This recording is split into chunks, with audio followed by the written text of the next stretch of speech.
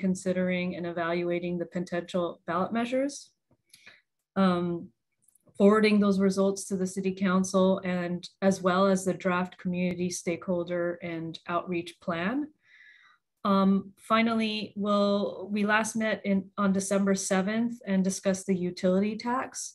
We want to also confirm with this Finance Committee their recommendation from that meeting, which was to, pending polling results, which we're reviewing tonight, direction to staff to develop a proposal to ratify the existing gas general fund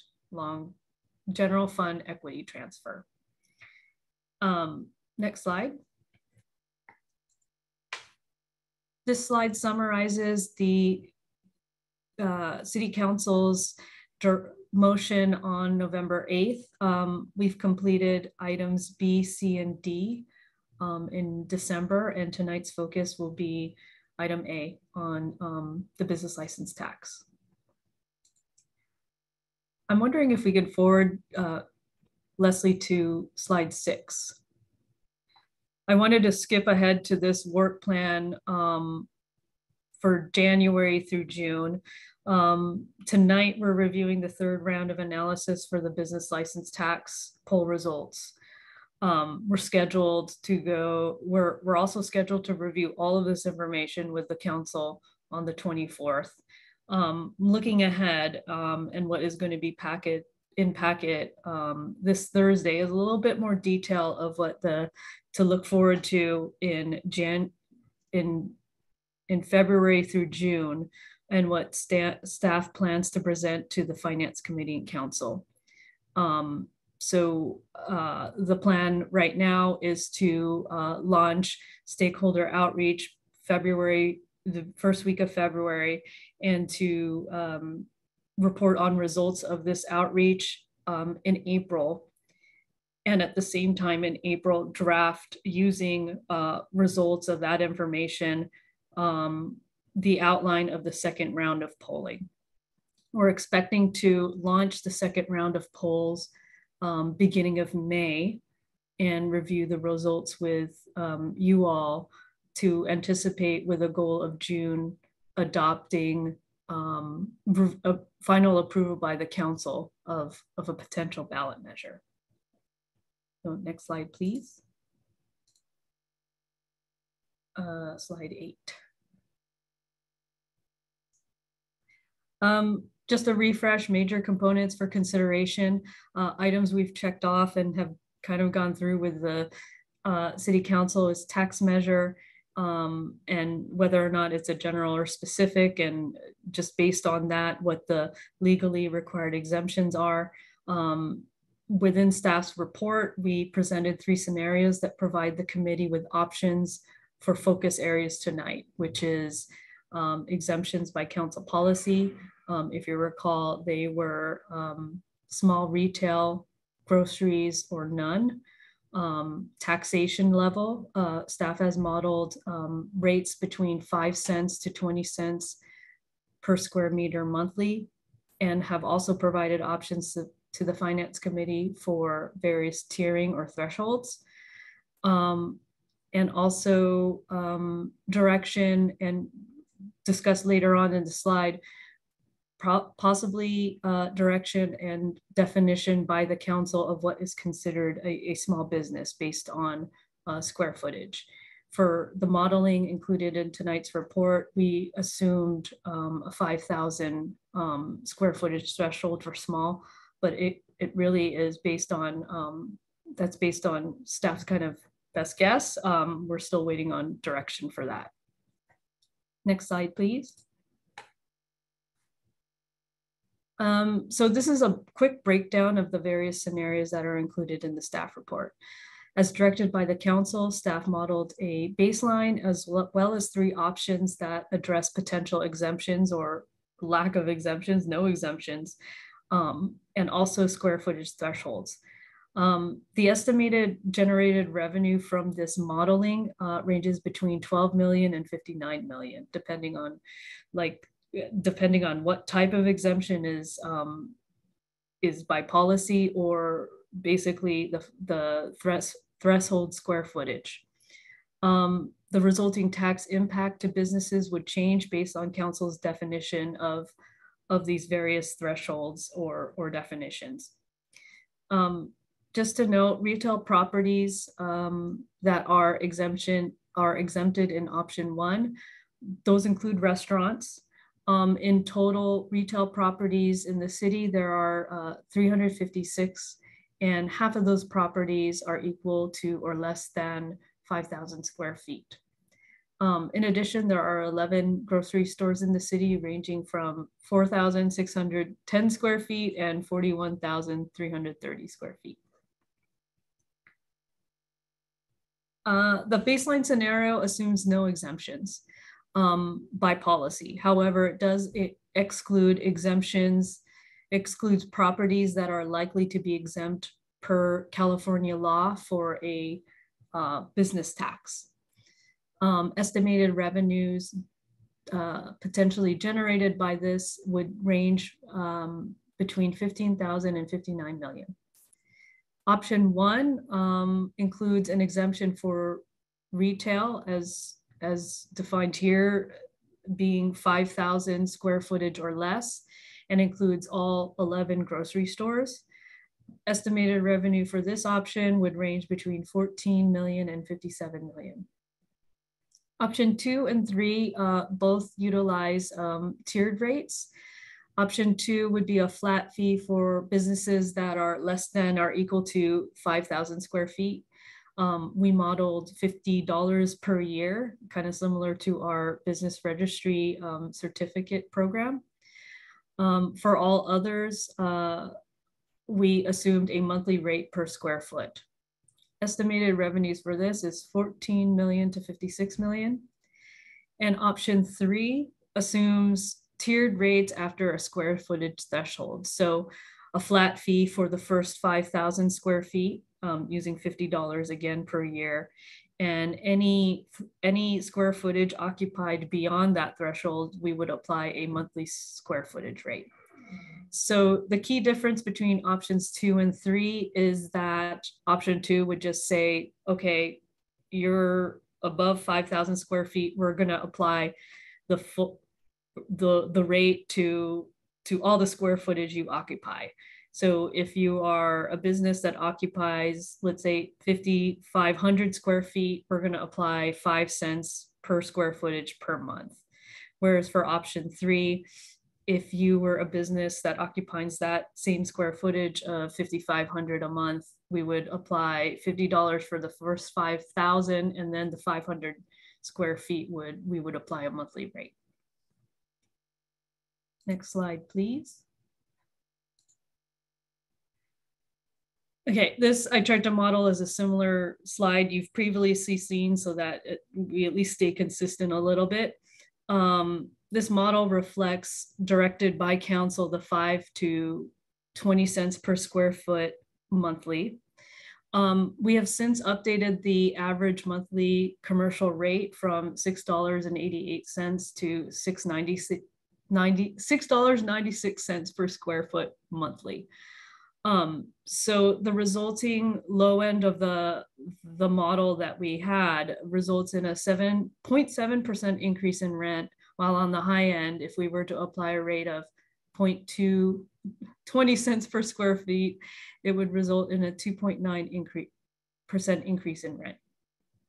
So this is the baseline scenario, along with all the other options. Again, excludes properties that are most likely to be exempted by California law. And we also, for lack of direction by the council at this time, used a 5,000 square footage threshold to define as small. I just wanted to tie this a little bit to initial polling results that we'll dig into later on the presentation. That initial polling reflects majority support of up to a 1.5 increase in rent, and that would be approximately the 10 cents per square footage monthly rate. Next slide, please.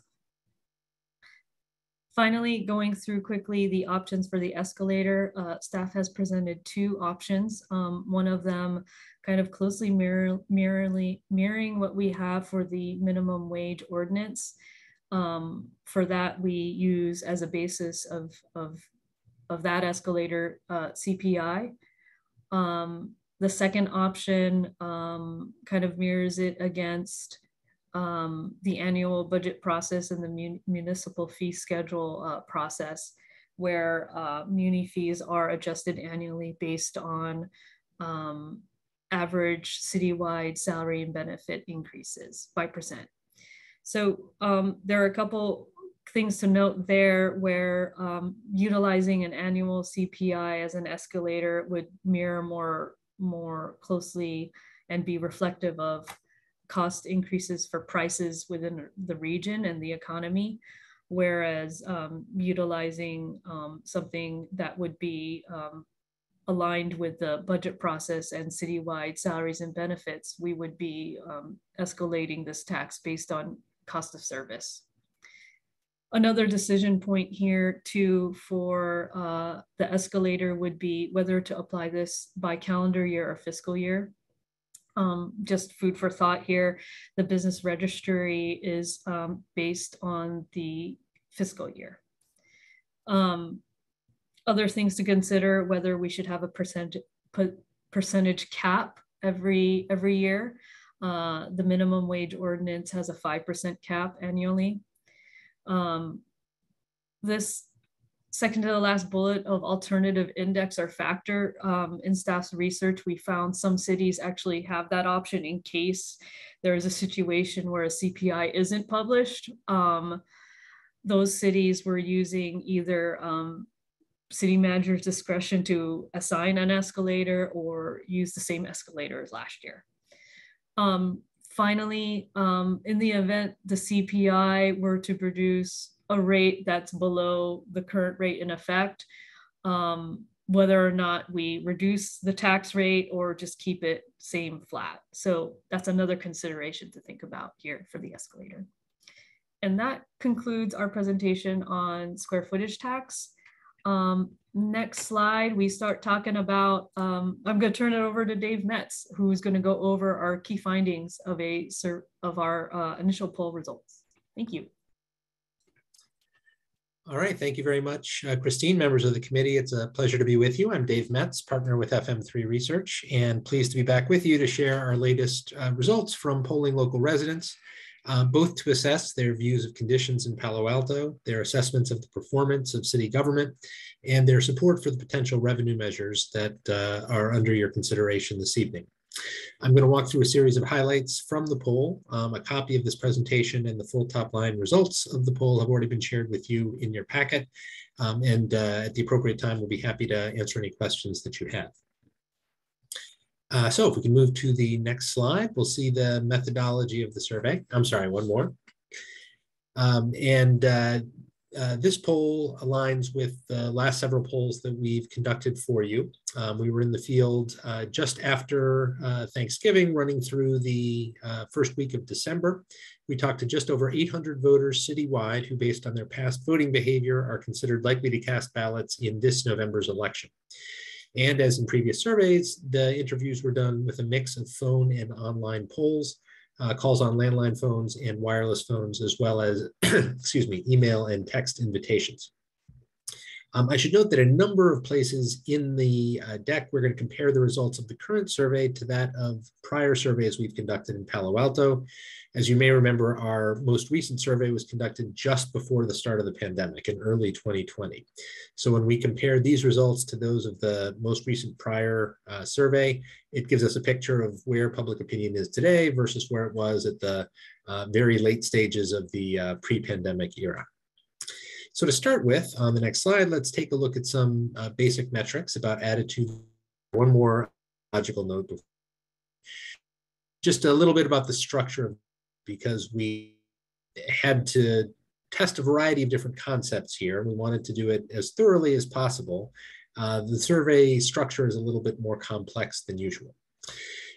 We tested two different sets of ballot measure concepts, a business license tax, and then two measures dealing with the utility fund, either one that would ratify utility fund transfers as is current practice, or one that would increase the utility users tax.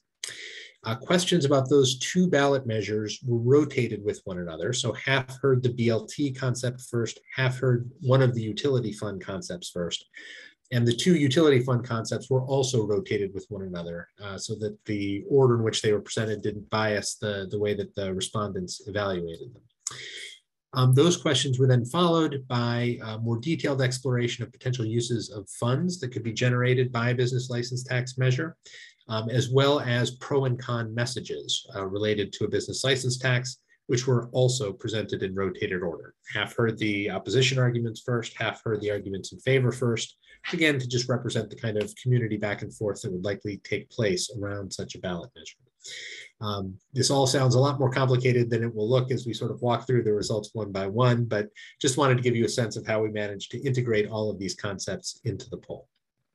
So with that overview, let's go ahead and take a look at some of the basic attitudes voters have toward conditions in the city right now. On the next slide, you'll see the response to what is typically the first question in all of our polling, whether voters think things in Palo Alto are headed in the right direction or the wrong direction. And you'll see the numbers here. The right direction numbers are the blue bars on the left-hand side. The wrong track numbers are the yellow numbers on the far right. And as time has passed, you'll see those right direction numbers have declined and the wrong track numbers have crept up. We currently have 40% of voters saying they think things are headed in the right direction, 34% saying that they're on the wrong track. This is not in any way unique to Palo Alto. We've seen the same dynamics taking place in cities throughout the Bay Area over the last couple of years for obvious reasons. Concerns about the cost of living, homelessness, housing costs, all of the things that were on voters' minds previously, as well as all of the attendant concerns since then that have gone with the pandemic, the economic dislocations that it has brought, as well as increasing concern about crime, which we'll see documented in just a few moments. So going hand in hand with that, when we ask respondents on the next slide about their overall perceptions about the job that city government is doing, and have them rate them on a scale of either excellent, good, only fair, or poor, you'll see the overall ratings here.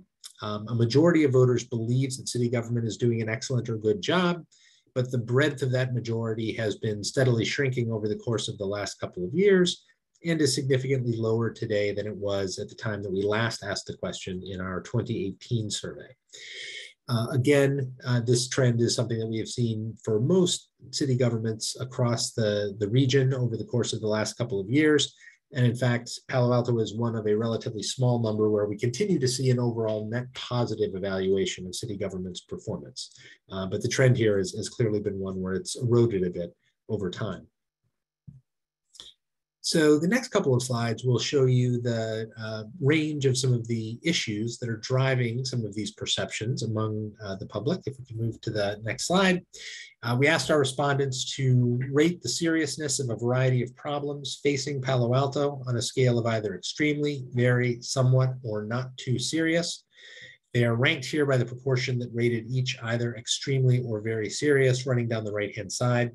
The color scheme is a little hard to track here. I think pasting these slides into this format sort of recolored them, but you'll see in your packets, if you look at those top two categories, the yellow and the sort of medium blue here, that's what totals to the number running down the right-hand side.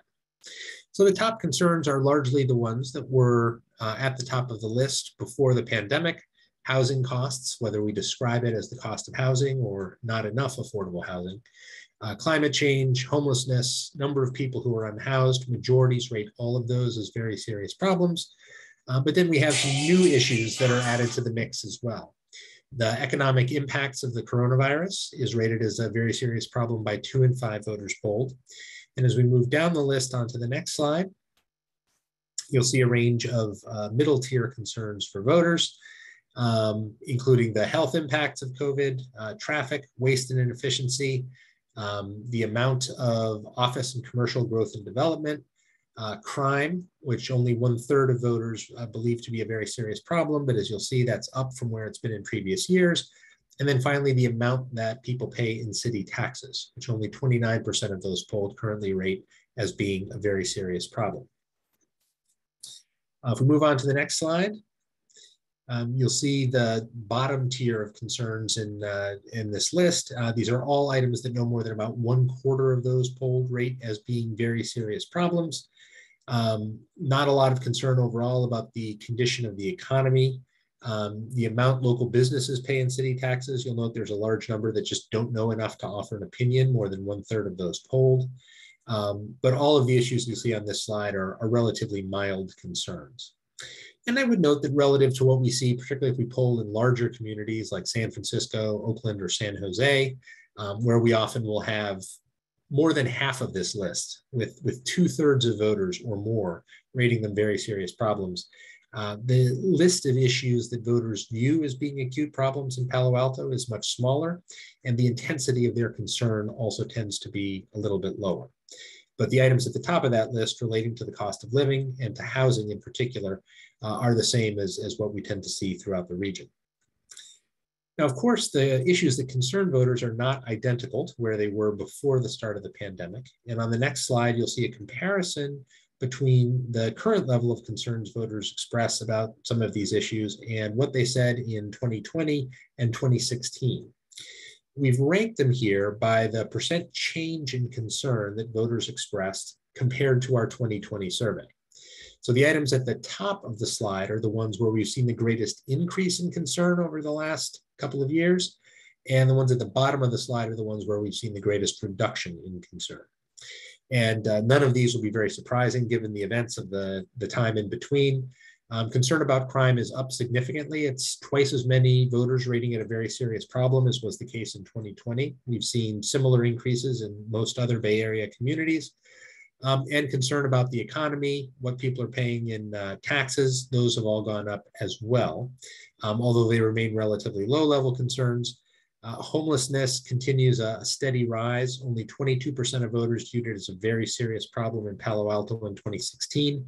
That's up 30 points today, with now 52% holding that view. And then toward the bottom of the slide, you'll see some of the issues where concern has dropped the most. Largely, they have to do with transportation, lack of parking in commercial districts, and traffic and congestion on local streets and roads. As commute patterns and commute frequency have changed under the pandemic, we've seen a substantial drop in concern about traffic across most communities in the Bay Area. Palo Alto seems to be no exception. So with that context, if we move to the next slide, that gives us a sense of where we're situated in terms of the major issues facing the community. We then turn to the question of whether the city may put forward a measure to raise additional funds to support city services.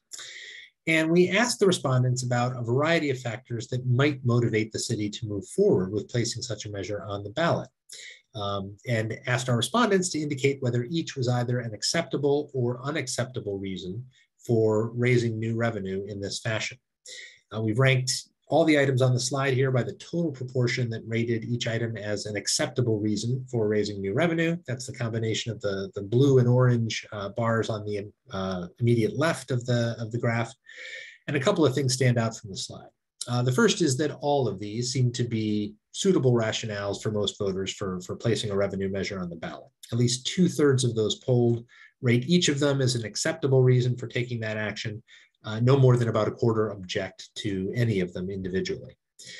The differences between them are fairly modest, but there are a couple items toward the top of the slide where we have roughly 4 out of 5 voters rating them as acceptable reasons to move forward with a measure, and at least 2 in 5 rating them as very acceptable. That includes investing in community-owned assets, largely city infrastructure, maintaining the city's ability to fund basic city services, and then restoring city services like library hours, recreational services, and additional police and fire protection.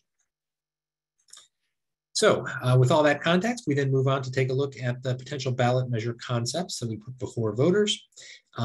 We focus primarily on a potential business license tax. And if you move to the next slide, you'll see the concept question that we presented voters with, describing a business license tax on commercial property based on square footage to pay for city services, and then detailed some of the types of services that would be funded.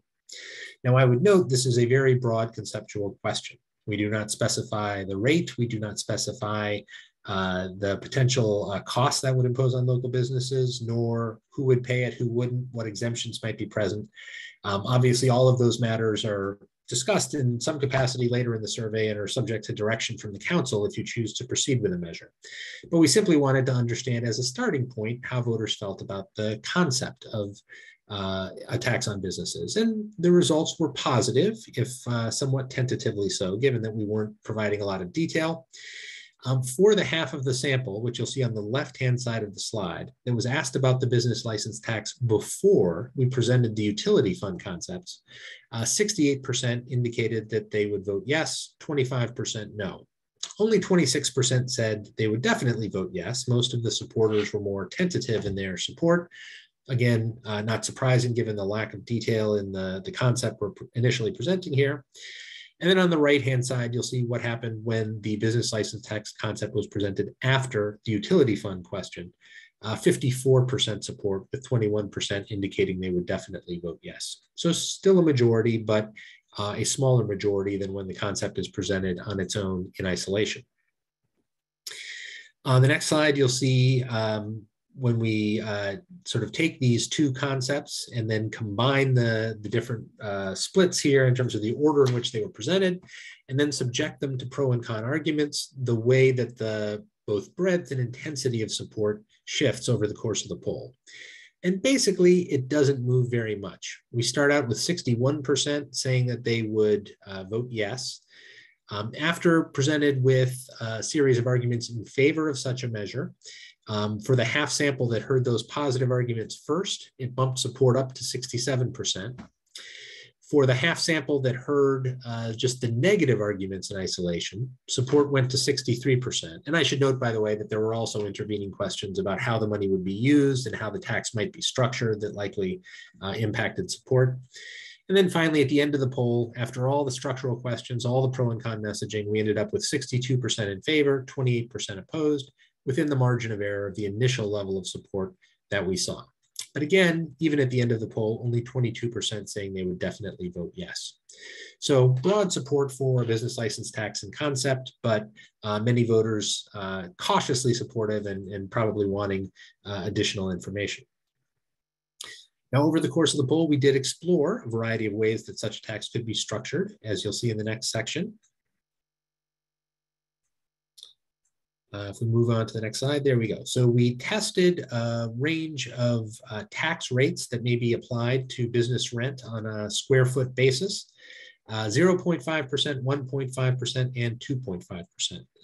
And as you'll see, while a majority of voters believes a 1.5% increase in business rents would be acceptable, that number falls below half of those polled when we go up to 2.5%.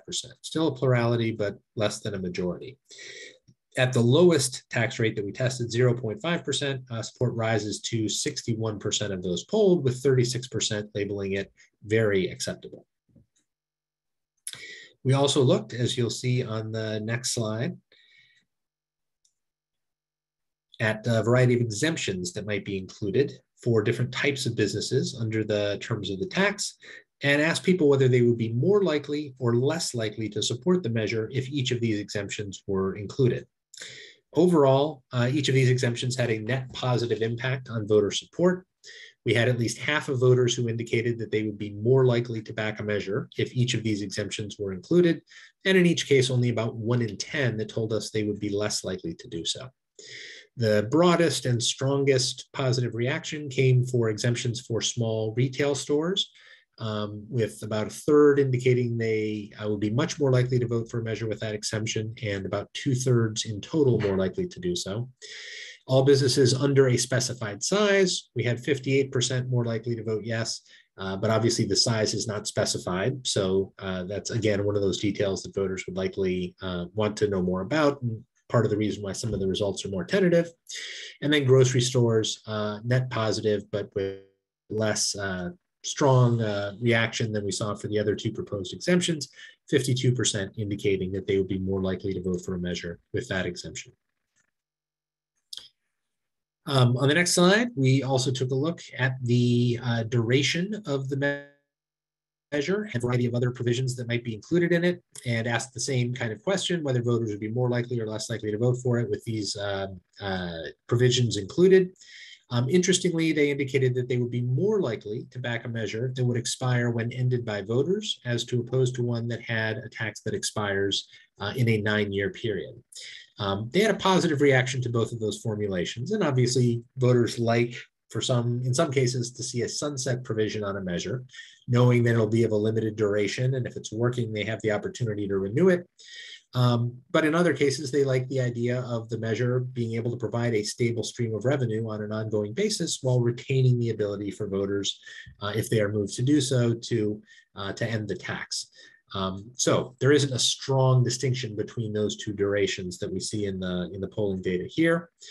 And the idea of including an adjustment to move the tax along with the CPI over time, net positive, but modestly so, 40% more likely, 27% less likely to vote for a measure that included that inflation adjustment. So all of these, if we move to the next slide, the questions we've looked at here, we're dealing mainly with the structure of the tax itself and how money would be raised. We also had a series of questions that were focused on how money might be used if a measure were approved by voters. And we asked the respondents to rate a variety of categories of expenditures in terms of how important they would be to the voters, rating each again on a 4-point scale, and once again ranked by the total proportion who rated each on the top 2 points of that scale as either extremely or very important. So they're broken into roughly 3 tiers here overall. You'll see the top tier of expenditure priorities on this slide. Not surprisingly, a lot of issues or investments that relate to homelessness and housing tend to be very high on the list, as those issues are among voters' top concerns. Homeless outreach, providing affordable housing, and providing services for unhoused people. Issues related to climate change, a high-ranking concern for Palo Alto voters, also score highly. Preparing for natural disasters like an earthquake or flooding. Obviously, earthquake's not climate related, but flooding certainly may well be. And then at the bottom of the slide, funding sustainability and climate action plan goals, all items that majorities of voters rated as being very important, along with fire staffing to improve emergency response times.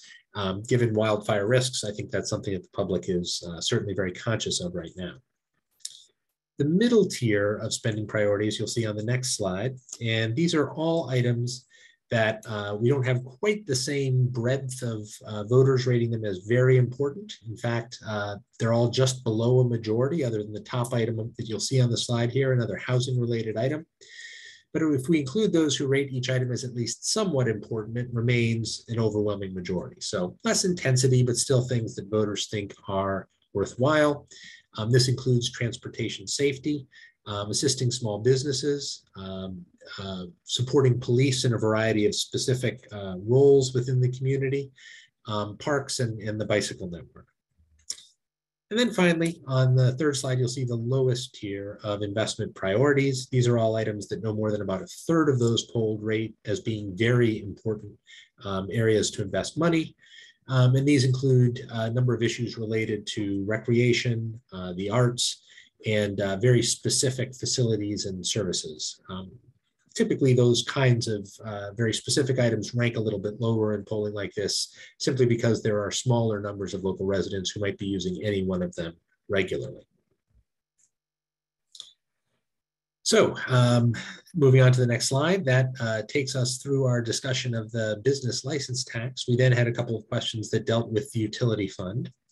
And we tested 2 concepts, as you'll see on slide 35, for addressing the current practice of transferring money from the utility fund to the general city budget. As you can understand, this is a very complex and complicated issue. We spent probably more time working on these survey questions than just about anything else, and instructed our interviewers to make sure they read them as slowly and carefully as they could so that voters could follow them. Despite that, as you'll see, it is likely that a lot of voters hear this language and step back and say, well, wait a minute, I need to know more about exactly what's going on behind these plans before I'm going to give you a definitive answer in terms of how I feel about them. But we presented two different ways that this practice might be either ratified or amended.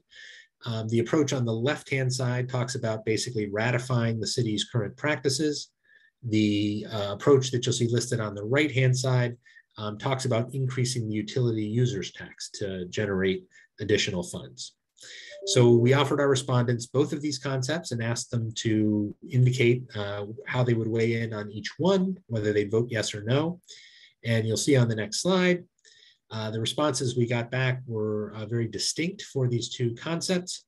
For the confirmation of existing practice, we had a sizable majority who indicated they would vote yes, 60% of those polled, compared to only 24% who would vote no, but it is a very, very cautious and tentative majority. Fewer than 1 in 5 voters after hearing that description said they would definitely vote yes.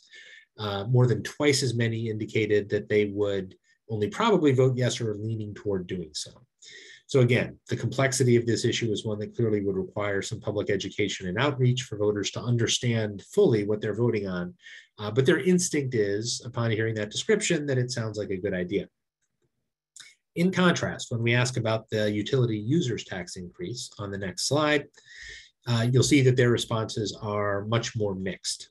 46% indicate they would vote yes, 36% indicate they would vote no.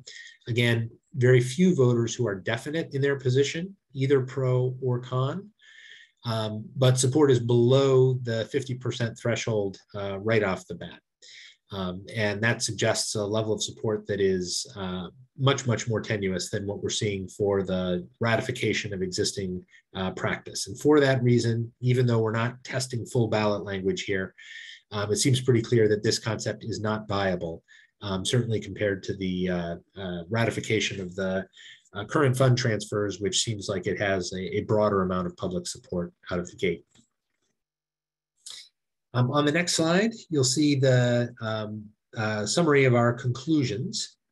We can move ahead.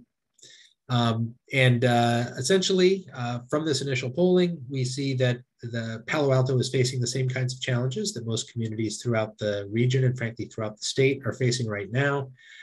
Continued concern about the cost of living, about housing issues, and about homelessness, and a little bit of a less optimistic outlook on the direction of the community and more mixed feelings about city government than what we've seen before. At the same time, voters view a wide range of rationales for putting a finance measure before voters as being acceptable. They are supportive of a business license tax in concept, with about 3 in 5 indicating support. And they are also supportive of the idea of a ratification of existing utility fund transfers, if not an increase in the utility users tax. Now, that takes us to the final couple conclusions here.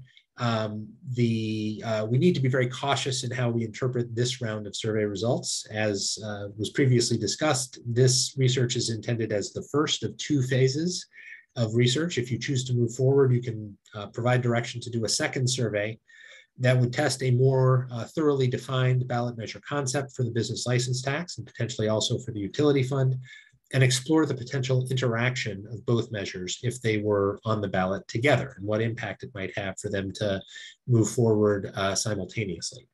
I would note that before drawing definitive conclusions about the viability of any finance measure, it's important to test both a concrete policy description and a realistic model of the 75-word ballot question that voters would be presented with. By design, neither was done in this poll. So we can't look at these results and say definitively whether a measure is absolutely viable or not. But hopefully this data does provide you with some helpful guidance as you continue your discussions about whether and how to move forward with such a measure. So with that, I will hand it back to staff. Thank you so much, Mr. Metz. The next slide, I think we have some more. We're going to run through Sean Spano's slides for public engagement. I'll turn it to you, Sean. Very good. Thank you, Christine. Finance Committee, Sean Spano. I'm with the Public Dialogue Consortium. And I'm working with Catherine Liu and the Lou Edwards group, and we're doing the community engagement and stakeholder engagement. Next slide, please.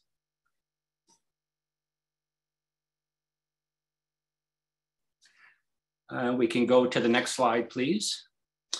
So Lou Edwards group and my organization, the Public Dialogue Consortium, we've worked together now for several years doing this kind of work on potential ballot measures with other agencies and other cities. And we have a good working relationship in terms of Public Dialogue Consortium doing the community engagement piece, and then the Lou Edwards group, more strategy and other educational as well as engagement communication tools that they utilize. And I'll be able to explain that in a little more detail as we work through these slides. And I will say that we only have a few slides here, not quite as many as Dave, so it won't be quite as intensive. Next slide, please. We can go to the next slide.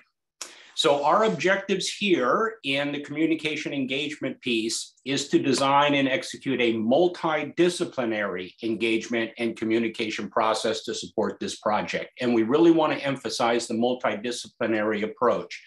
That involves a couple different pieces here. One is the integration of our expertise along with your excellent staff and what they bring to the table, and then what we've heard from Dave and FM3. And what we do is Dave has obviously a scientific poll with a probability sample and can generalize to the larger community based on the results. And what we do is we take those results, and that provides us direction in engaging the community. And while we don't have generalizable results because of the sample, what we do get is we get a more detailed description of why your residents favor, don't favor, are unsure. So we are able to tap in and get a little bit more robust information than what you're going to get out of a public opinion poll. And in our experience, utilizing both of those together provides the maximum impact and the maximum effect. The second bullet there under the multidisciplinary approach, we are proposing stakeholder facilitated focus groups. And these are to enable your stakeholders as well as community at large members to express their views, as I mentioned, drill down a little bit, whether they prefer, what they prefer, and what's the reasoning behind that? Why do they believe those things? And we'll tap into some other communication engagement methods and tools along with the focus groups. These would include things like an online survey, a qualitative online survey, unlike what you just heard from Dave and FM3, interactive report back mailings, utilizing social media, embedding this educational information as well as engagement tools into your already existing communication vehicles. And then to the extent that there is budget and interest in doing that from the Finance Committee and Council, potentially paid digital media as well. And then as we work through our process of focus groups and these other multidisciplinary communication engagement approaches, we will provide information, recommendations to city staff based on what we're hearing, and then obviously to council as well for your policy and ballot measure decisions. So on the next slide, we'll talk a little bit in more detail, next slide please, about the focus groups. So the focus groups are designed to enable your stakeholders to identify areas of common ground, areas where there's agreement, but then also eliciting different views. And that's a big part of what we're doing here. We're not trying to get people to move in the same direction. It's really a neutral approach to hear all the different views, those that are similar as well as those that are different. We're proposing to conduct up to 10 stakeholder focus groups. These would be a combination of groups that are targeted towards the business community, as well as the community at large. And staff recommended that we include a public meeting, inviting all Palo Alto residents, and what we would call that is a listening session to elicit views around the potential ballot measure. These sessions, focus group sessions, would be facilitated by a trained professional facilitator. That would be myself, and I work with my executive director who handles the technology and note-taking. I'll be the facilitator. Our goal is to engage about 80 to 100 stakeholders, but a lot of that will depend on the interest as we recruit focus group participants. What is the interest in participating? One of the great things about focus groups, it's a very scalable method. We can work with 5 or 6 people in a focus group. We can work with 15 people in a focus group. And if we get larger than that, then it becomes more of a listening session.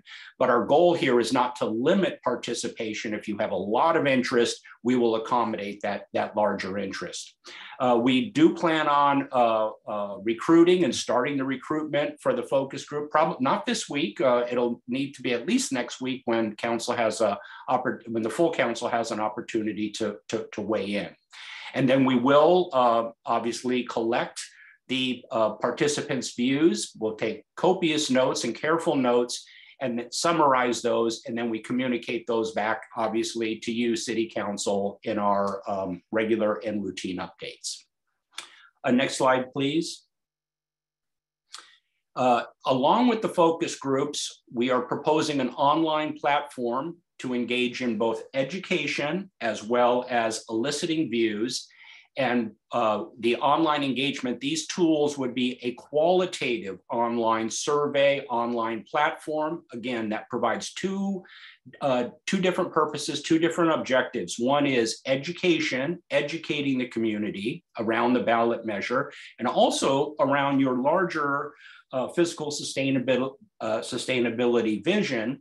And so there's the education component, and it's also eliciting feedback, so hearing their views, and then encouraging discussion between stakeholders and community members as well.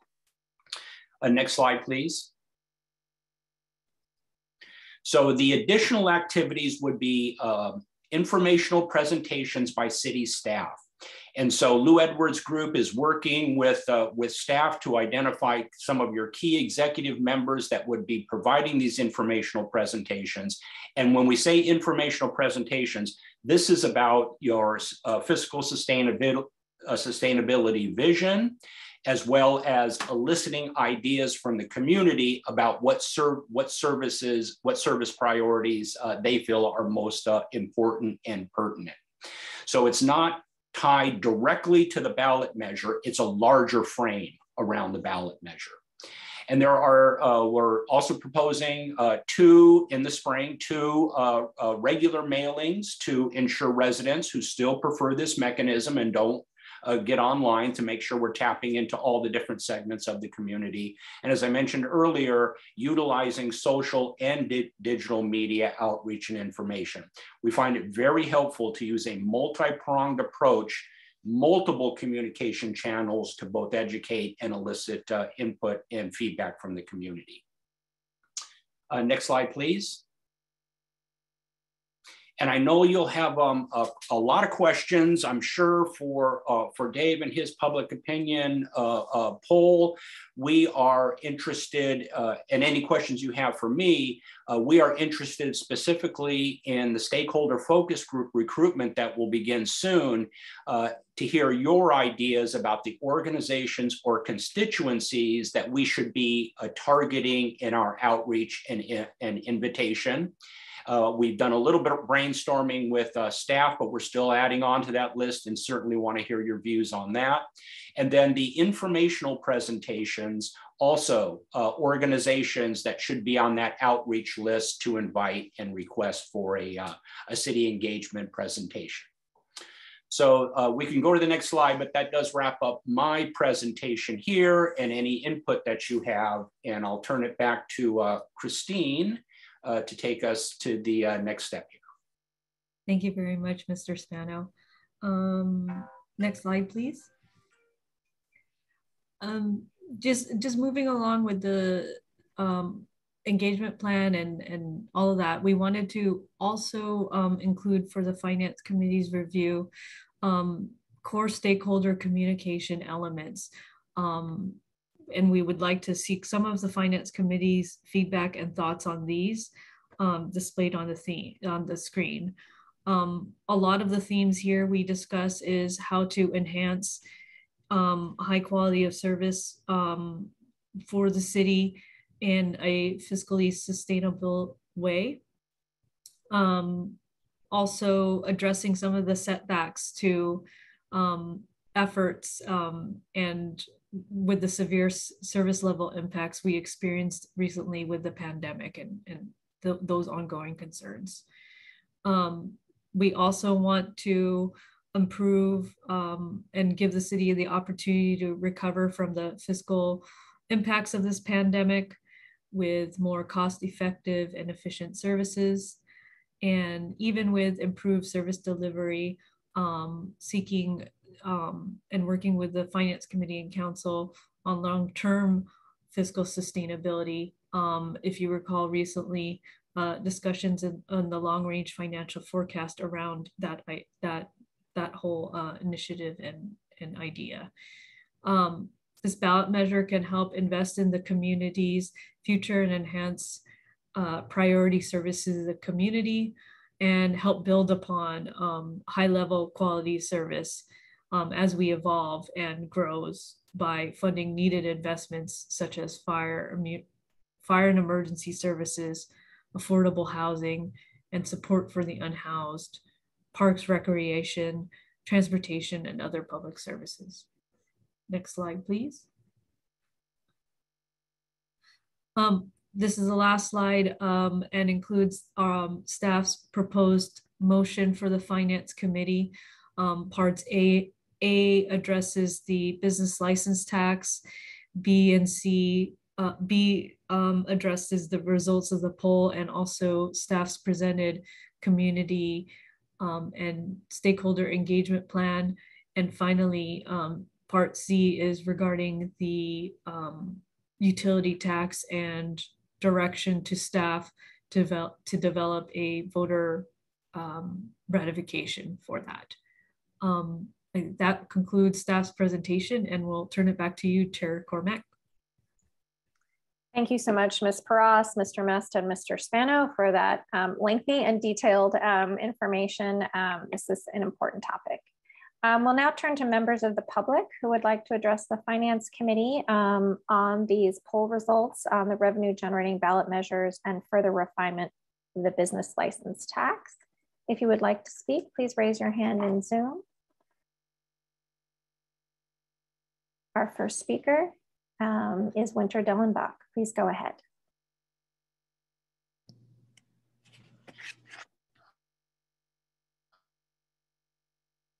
Hi, so I took the poll and I want to talk about the poll because I've been a really strong supporter of a very strong business tax as we've been talking about this for years. And lo and behold, I had to vote as I was asked about it several times in the poll. Can you support this? Can you support this? Can you support this? I voted no. And I felt lousy about it. And I wanted to talk about it because it was the poll that made me vote no. And the reason is this. I have always envisioned the business tax as paying for, as I call it, big ticket items, extraordinary things that we normally couldn't pay for because they were very expensive. I think of grade SEPs. I think of below market rate housing money going into our housing development fund. I think even now, possibly climate change electrification, and now even naturalization of the Creek Ventura, but you know, that's out there. Big ticket items, that's the point. And then with this poll, it locked you in. You could never get out of this menu of suddenly we're talking about general fund things. Supporting the libraries. I love the libraries. I'm a huge supporter of the libraries. Supporting the libraries, the police department, the fire department. Over and over, you could never get out of this limited menu of items. They'd mix them up sometimes, but still you had this, you know, menu of items. And I don't want to have our business, I don't want a business tax to go to things that once we get out of our economic, when we recover economically, which we're going to do, and COVID is over and we get back you can get our services back in line, and we're already making progress on that. I don't want our business tax to go to that stuff. I want it to go to the extraordinary stuff. And there was also in the poll, there was no place for even a brief limited comment, 20 words, comment here, for me to explain why I had to vote no on this. So I want you to know that. And I wonder if, you know, is this how we're going to sell it? Is, oh, it's warm and fluffy, our libraries are warm and fluffy, or things like that. And so this is how this is going to get sold. And we know that a lot of people aren't paying attention to grade SEPs and stuff like that.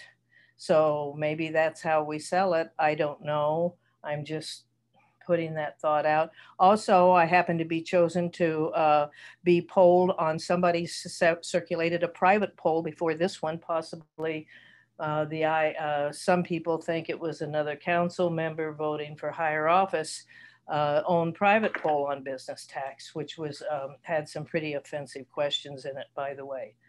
So that's my feedback. I want another poll. I'm hoping with a better range of questions. Thank you. Thank you, Ms. Dillenbach. Our next speaker will be Nancy Kupal, and at the end of her public comment, we will stop taking additional speakers. Ms. Kupal, please go ahead. Hi, good evening, everybody. Can you hear me? Yes, can you hear me? Yes, we can. Okay. Yeah, thank you. Thanks for the opportunity to speak.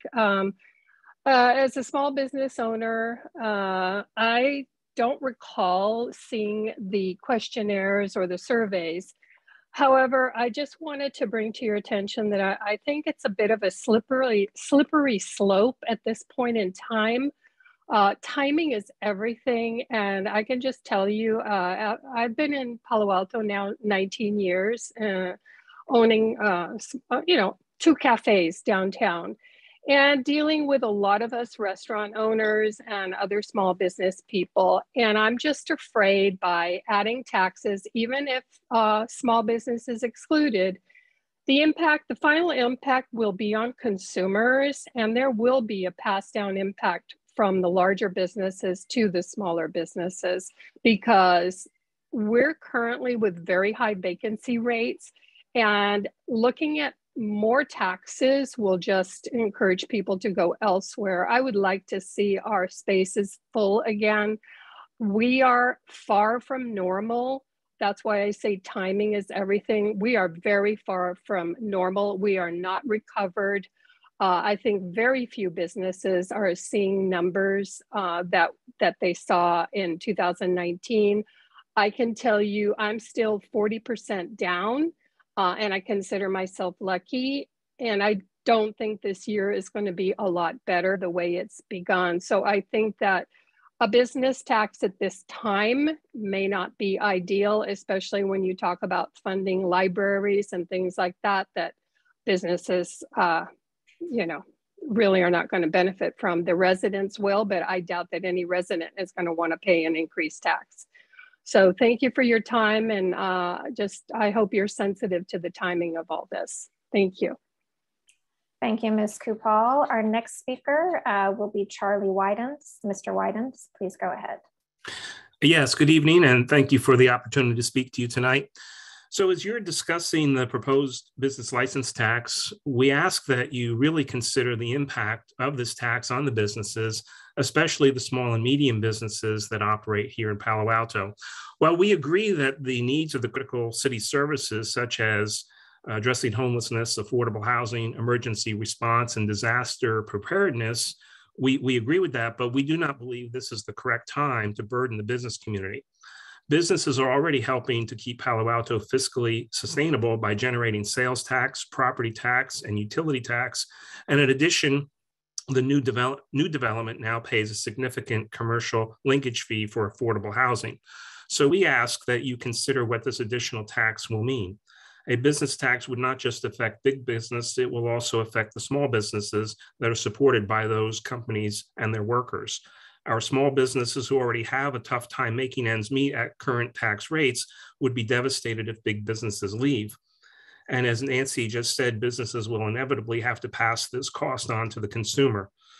We are now hearing that owners in the hospitality and tourism sector were not able to recoup their previous losses before the Omicron hit, and there is no guarantee that 2022 will improve, especially if another variant hits. As more companies introduce long-term remote work policies, there is no certainty that the pre-pandemic business travel will ever recover to completely support our business community. If we continue to increase taxes on the jobs that create businesses, they will avoid Palo Alto, or even worse, they can leave. We feel more outreach to local small businesses is needed, as their input is critical as the city pursues this multiple tax measure in November. And in conclusion, economic recovery is still uncertain, and the business license tax is just another burden that our small businesses and medium businesses just can't afford at this time. Thank you. Thank you, Mr. Widens. Our next speaker will be Dan Kostenbauer. Mr. Kostenbauer, please go ahead. Chair Cormack and members of the Finance Committee, my name is Dan Kostenbauer. I'm Vice President for Tax Policy at the Silicon Valley Leadership Group. The Leadership Group represents about 400 companies based in Silicon Valley, from startups to some of the largest companies in the world, including many companies in Palo Alto. The Leadership Group has established criteria for deciding whether to support local tax measures. One criteria is that funds generated by the measure should be used for specific and identifiable purposes. This criterion helps to ensure accountability of a local government to spend additional tax revenue in specified ways, rather than being added to the general fund where there are no legal requirements that the taxes will be spent as promised. Whatever needs the council might mention as possible uses for tax revenue in a ballot measure, there will only be accountability if the revenue is specifically earmarked for specific purposes. Leadership Group also believes that a Citizens Oversight Committee helps to ensure accountability that tax revenues are used for stated purposes. Obviously, there's no role for a Citizens Oversight Committee if tax revenues flow into the general fund. The council has conducted polling and some analysis of the potential revenue that a business tax based on square footage might raise. The council also plans for outreach to the community. One major omission in the City Council's deliberations about a business tax is the failure to assess the economic impact on the city of Palo Alto beyond the revenue raised. Palo Alto is a high-cost location for businesses. Nevertheless, many businesses choose to locate here for many reasons. It would be helpful to assess the impact on Palo Alto of imposing a business tax at this time. We hope that soon the pandemic will have less direct impact on all of us. It is still early, however, to understand such longer-term impacts as the trend toward remote work. A permanent increase in the number of employees who might work remotely would diminish significantly the number of jobs in Palo Alto and the demand for commercial and industrial square footage. These effects could impact property values and real estate taxes and other taxes in a way that would offset the gains from any business tax. A Palo Alto business tax might be one more factor that would drive some companies to close or move their operations to other cities or other states, maybe other countries. There could also be spillover effects if a business tax triggers the departure of businesses from Palo Alto, or a reduction in the size of the facilities they're willing or able to pay for. The council should consider assessing the broader economic impact of imposing a business tax before placing one on the November ballot. Thank you for this opportunity to share our views. Thank you, Mr. Kostenbauer. And our final speaker will be Edessa.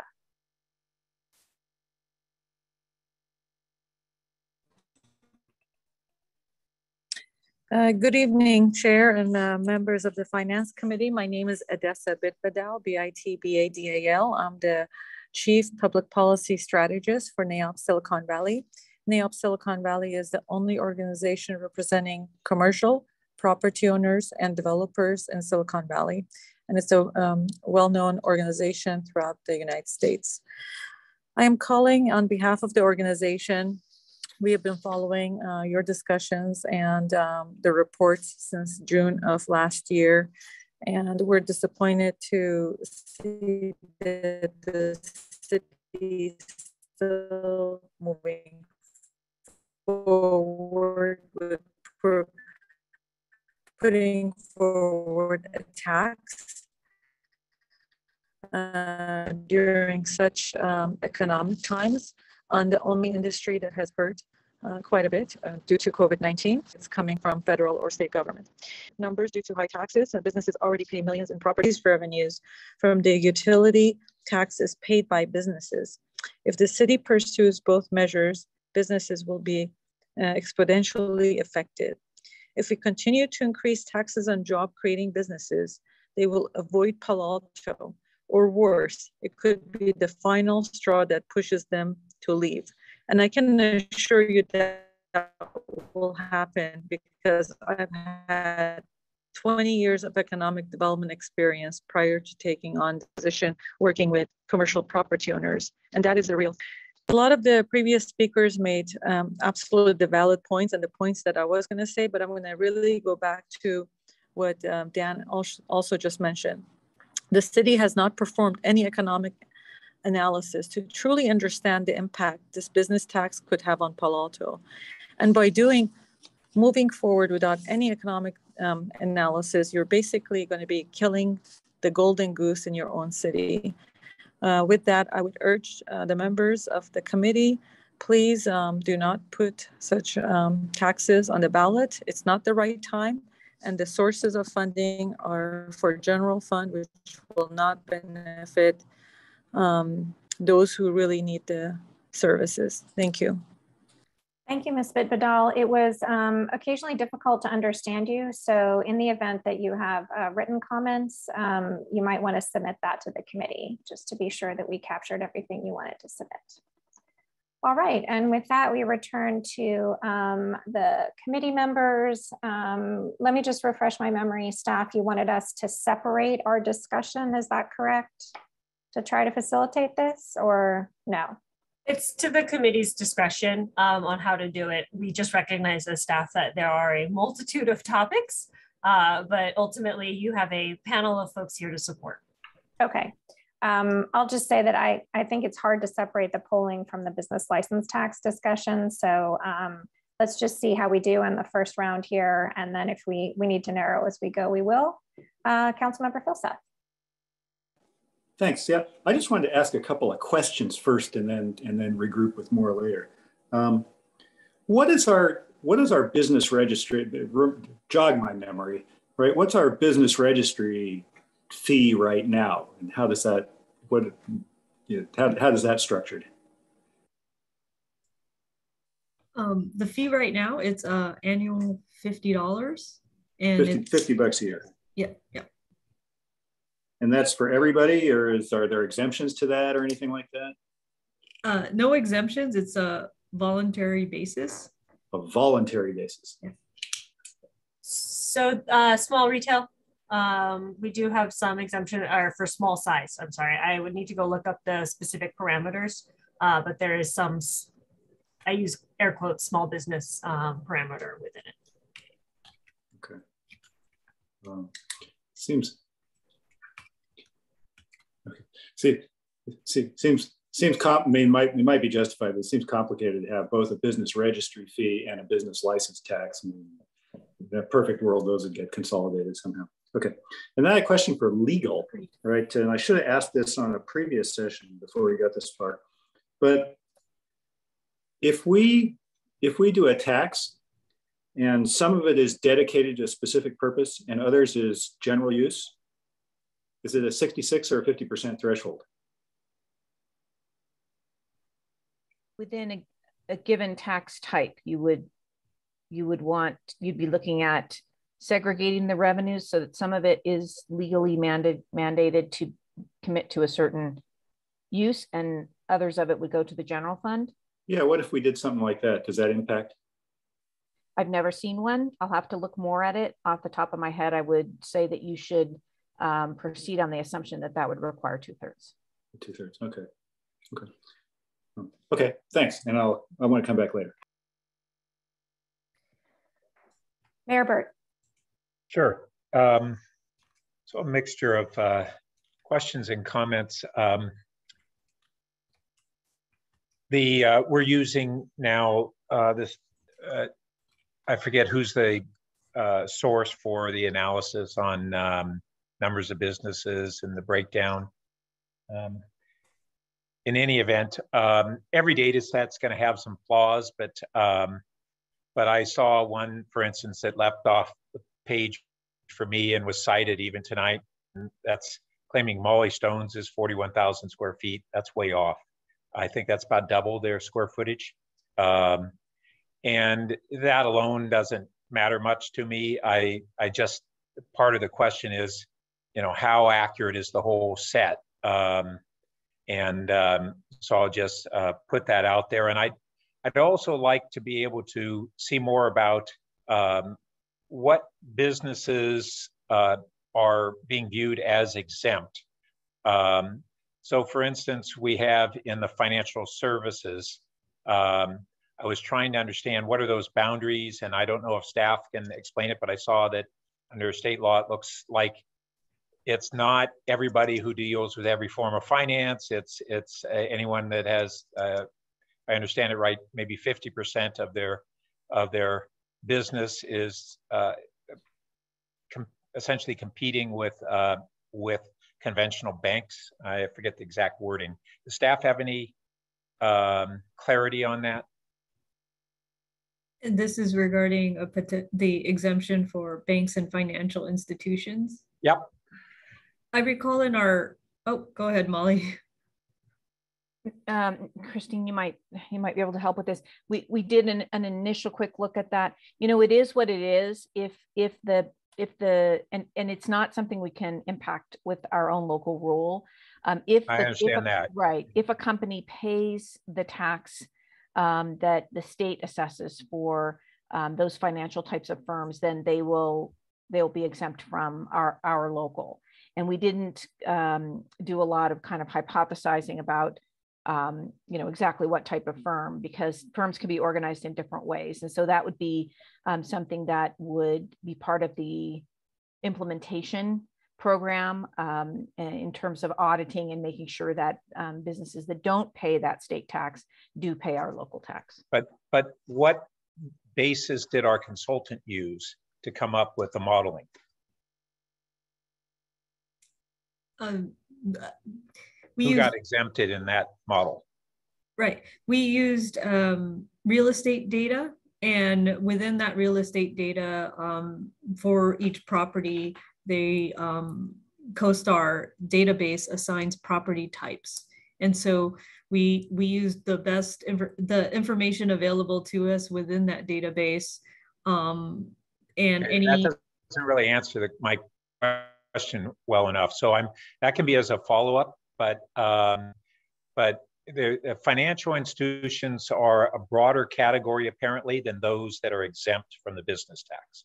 And I was looking at the state law on it, regulation on it today, and that gave me a bit of insight on it. So I don't want to spend too much time on that tonight, but I would like to have some follow-up and understand what exemptions we really incorporated in the modeling. And then I'll just also mention, it was listed that the rent rate on average for office was that all office or all commercial? Commercial. Commercial, okay. I was seeing Colliers on office, and this is not existing rents either. This is current asking, or Q4 of 2021 asking was still up around, I think 830 or 850 in Palo Alto, which is surprisingly high. Yeah, but retail is much lower. And if that includes retail, then that'll swing the average down. Well, interestingly, it has always been lower, but I've been shocked to learn what was the going rate on some of our key retail areas in the cores. much higher than I had ever envisioned retail would ever get.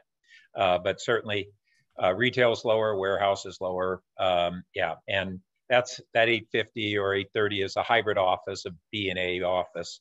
But I think that's what a high percentage of what we'd be taxing is about. And just by comparison, on that office rent, the average for the county is around $540, and the average for San Jose is $445. So we're a little less than twice as expensive as San Jose. And so when we hear concerns about what would be the impact of a 10 cent a month or a 20 cent a month tax, first, it really drives over the long term what the developer or the property owner can charge. In the short term, it goes to the business, but as it filters through on lease renewals, then it's a question of what's the market rate, how much can they charge? We're in a premium area, and basically the truth is that it would, to a small degree, limit the increases in commercial rents over the period of time. And that's the impact over the long term. And then on the, I did have a question on the poll. When we were looking at, and all of our discussions were around price per square foot of the tax. And we were talking about a range of 5, 10, and 20 cents. It all got framed in the poll as a percentage of rent, which is not what we talked about. And and it was also these percentages that were kind of odd numbers. You know, Dave, you know far better than me, but answers to polls aren't all rational. Some of them are kind of intuitive and emotional responses. If I was to be asked a question of this 0.5, 1.5, 2.5, I kind of go, wait a minute. I'd be more comfortable with 1, 2, or 3, but I still don't have, as an average resident being polled, I'd have no idea what that means in dollars and cents. Whereas, and I think that most of us, when we look at rents, we think of rent per month. Those of us who in the past have rented residences or businesses, we pay our lease or rent on a monthly basis. And I would really encourage us to look at in the next round to be using those figures and to kind of use round figures that are more meaningful, even if they're only points of reference to us in the end. We can take them that way or not, but it'll be very interesting on the responses in that sense. And then when I saw the kind of the breakdown that was at the 0.5% and the 1.5%, we were in pretty good shape, especially when we look at undecided and that they're going to split both ways. We don't know exactly how they'll split, but typically they'll split both ways. But I realized that we had kind of set it up. We said, well, we have this range of costs in cents per month. It went in this percentage, but even then, if you ask folks a question on a tax, do you prefer the lowest, the medium, or the highest? No matter where you set the numbers, Dave, where are they likely to fall?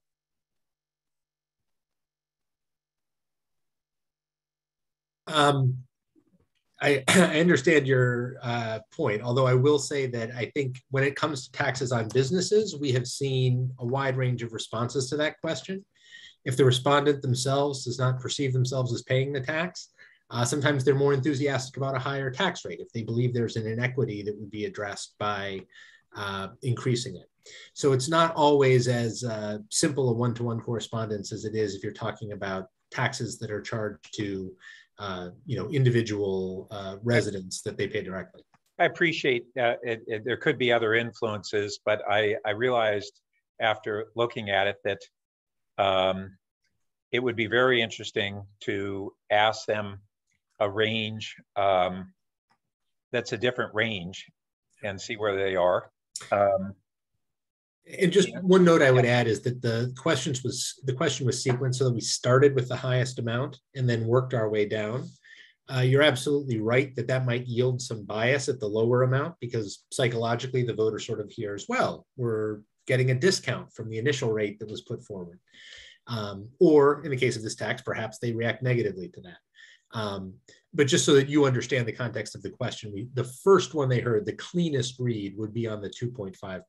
And then the 1.5 and 0.5 could be subject to some of that sequence bias. And just interestingly, on kind of where we are in voter sentiment, as you said, that it's pretty obvious that this is not going to be one of the strongest periods for voter sentiment on a new tax. I was actually surprised by how strong the support was. But in your other polling questions, there were two on how they feel concern on local residential taxes and local business taxes. And there were big jumps in their concern year over year, and those taxes hadn't changed a dime. And so it's all about voter sentiment is what it seemed like there, that change amount versus what would be their kind of typical perspective on that. I have a few more questions and comments, but I'll be glad to turn over the floor for now. Great. Yes, certainly. If I might just interject, I think Ms. Pross has a follow-up to Mayor Burt's question, just to round that one out. Certainly, go right ahead. Mayor Burt, we were looking at the properties that were excluded that might have been, that are likely to be exempt legally, and we excluded banks and nonprofits. Property types within the database had government, education, and hospitals, so we made an assumption that those were nonprofits. So what about private equity firms and venture capitalists who are loaning money in that way? So the data sets don't go that level of detail. And so we just took the conservative route, and anything that was classified in the data set as a bank, we excluded that, recognizing there are gaps in the data, and, you know. Well, but are they classified as banks or not as banks? So were they included or excluded? We don't have the details of that information. Okay. CoStar just lumps them up. We don't have the nitty gritty of kind of who's in and who's out. That's what it sounded like to begin with. And so I think that what we have, depending on if they were included in that data set, then a bunch of them would not actually be excluded from the tax, I believe. And if they were excluded, just banks, I don't know whether others might actually be exempted. So these are important distinctions, especially in a city with, you know, a lot of those kinds of institutions that are not conventional banks. Thanks. Thank you. Okay, Mr. Metz, you can reappear on screen because I'm starting at the back with the polling. Hello, nice to see you again. Actually, let me just make an overall comment first, which is that, boy, we've come a long way. If you think about where we started this even before the pandemic, and then now going through this, so it's been really steady progress where each time we get more information that helps us shape it. So I just want to take a moment to thank the large team that I know has worked on this. Okay, so one of the things that I just wanted to double check with you, Mr. Metz, is that this was a poll of likely voters, and the likely voters are not the same as like the average resident. Some of the things that jumped out at me that are not the numbers we usually throw around are, I'm on packet page 69 and 70. The difference between owning and renting is larger here than we experience in our regular population. And to only have 21% of people explicitly AAPI is also not representative of our population. So why don't you just talk a little bit about the respondents and how those differ from the people who live here? Yes, that's a very good point, Councilmember. The survey was of likely voters in Palo Alto. That population in this city, as in any city, tends to be older, whiter, more affluent, somewhat more conservative, and more likely to be homeowners than the population at large. by definition, it also obviously excludes anyone who is not a citizen of the United States and also anyone under age 18. Okay, great. Just wanted to get that out. Now I'm on packet page 48, and this is about the expiration, sunset, et cetera. I understand your point that it was surprising, but perhaps favorable, but I just wonder if potentially people might have misunderstood a tax that expires when ended by voters and heard expires and said, oh yeah, and I want the voters. Is there, that just didn't quite feel 100% accurate to me. So talk to us about the phrasing of that and if we could really rely on that interpretation. Yeah, I think the key there is that the initial proposal that we offered to voters didn't specify any sunset period on it at all. Implicitly, it was in place until it was ended by voters. Okay. So essentially, that our base case numbers reflect an open-ended proposal.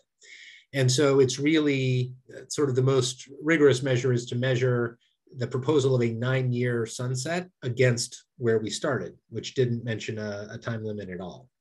And it certainly does not suggest that there is a decisive positive advantage from a tax with a sunset provision. I will say as a general principle, conducting research on finance measures across California, this is a pretty typical pattern. Voters are comfortable with a tax that is somewhat open-ended. Usually the way it's described in the ballot question is until ended by voters because the ballot language has to specify the duration. But the absence of a sunset provision, if there is some concern or distrust with government, if an opposition campaign shines a light on it and criticizes the measure on that basis, that is something that potentially could become a more contentious issue. This poll didn't get into that level of sort of back and forth messaging, but I feel very confident in saying that the absence of a sunset was not something that voters started out viewing as a reason to oppose the measure. Okay, and am I right that in the past election, there were a number of measures that did not have a sunset provision that did pass? I mean, we've seen them with Valley Water, we've seen them with Mid-Penn. Okay, all right, that's helpful, thank you. So now page 46, which is kind of the heart of the matter. And if you wouldn't mind just putting that slide up to the clerk. I have no idea what slide it is in your presentation. I'm on the paper packet. I would get, oh, it's the second slide after priorities. Mr. Metz, do you want to hazard a guess while someone's looking at it? Or staff can. It's the one that says most voters. It says majority support a tax. It says majority support a tax. Gotcha. So the first after priorities. Yes. Getting close, maybe. Okay. Yeah. And perfect. That's the one. Thank you so much. Whatever slide that is. Excellent. So just talk us through, the mayor asked good question about mapping these percents to the cents that we had used earlier. Are these a direct match? Was there any explanation to people when you asked this question? So the wording of the question is, as you see it written on this slide. I'll defer to staff in terms of the translation of these percentage amounts. I will say as a general principle, to the mayor's point, I think most members of the public are probably uncertain what the square footage is of an average business. And so cents per square foot may actually be less intuitive to them than describing what the overall increase in rent payments would be based on the tax. I think these are all issues that, as the mayor suggested, are good ones to explore in a follow-up survey if you decide to move forward. But essentially what we're telling people here is bottom line, how much additional businesses would have to pay in rent if the tax went forward. And I think that's a fairly, it's an easier thing for them to wrap their minds around if they aren't sure what the relative square footage is of various businesses in the city. Okay, and does staff have anything they want to add to this? No, okay. Great, thank you. And let me just work my way back through the questions and then we'll go for another round. Now I wanted to talk a little bit about, I'm on packet page 23, and this is the options for the business license tax.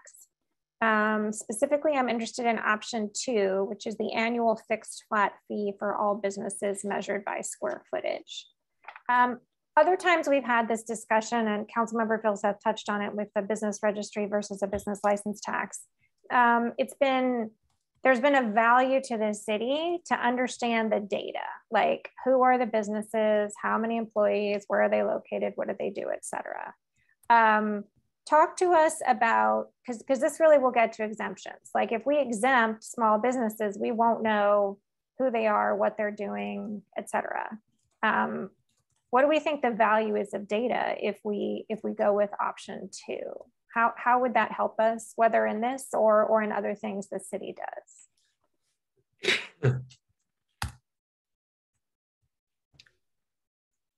I'll try and take a stab at this, and I encourage the whole team to provide their feedback as well. Option 2 and option 3 are really getting at, both of those options get at what I think you're talking about, Chair Cormack, in the sense of at least collecting information and data on the population of business that's going on within Palo Alto borders.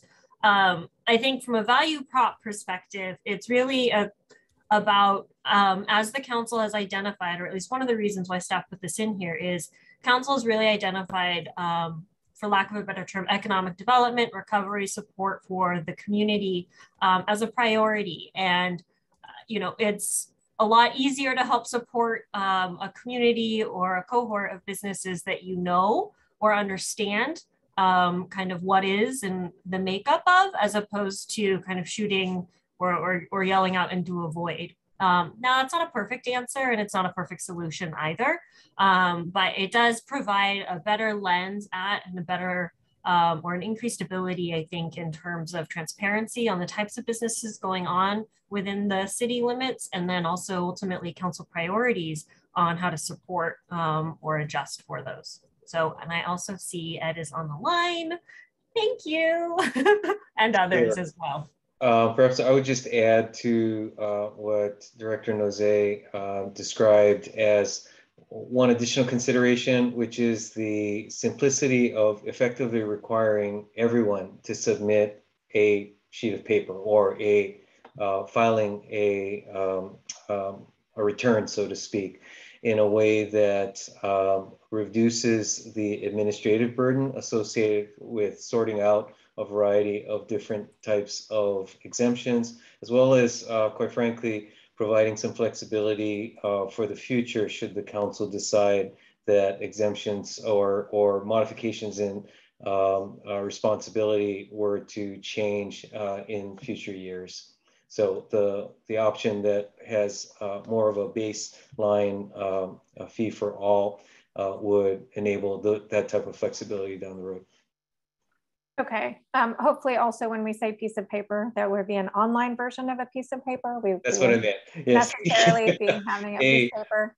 What term would you use for that? It's push a button, form, the appropriate click, as the case may be.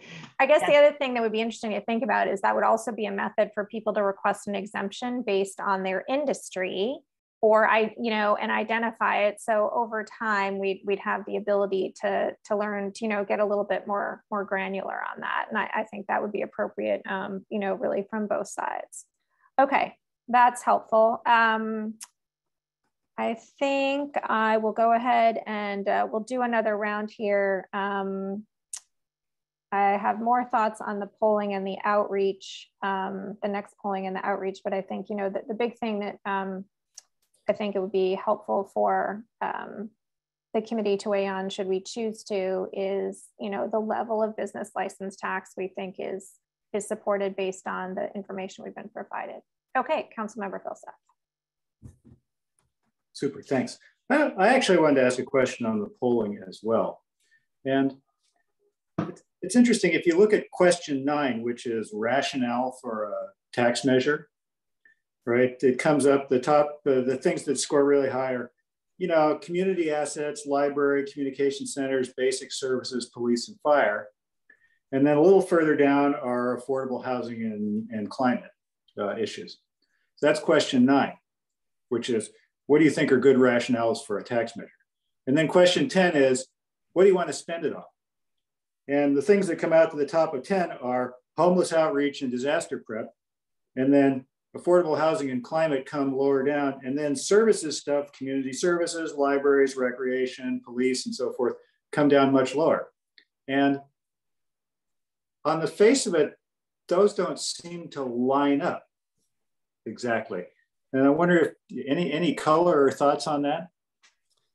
Yeah, I mean, I think there's a couple of things going on there. The first question, the rationales for tax measure, tends to lump together and combine a bunch of items, and the numbers are much, much broader. Every single thing we tested on that slide, at least 68% are rating as an acceptable rationale for a tax measure. Okay.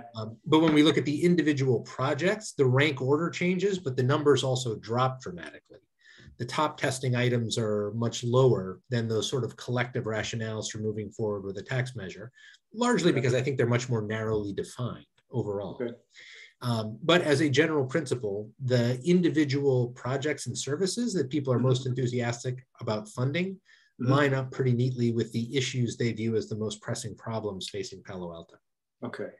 So as we think through this, we ought to guide our thinking with, we ought to make sure we're aligned, especially with the individual projects with the more granular level of detail.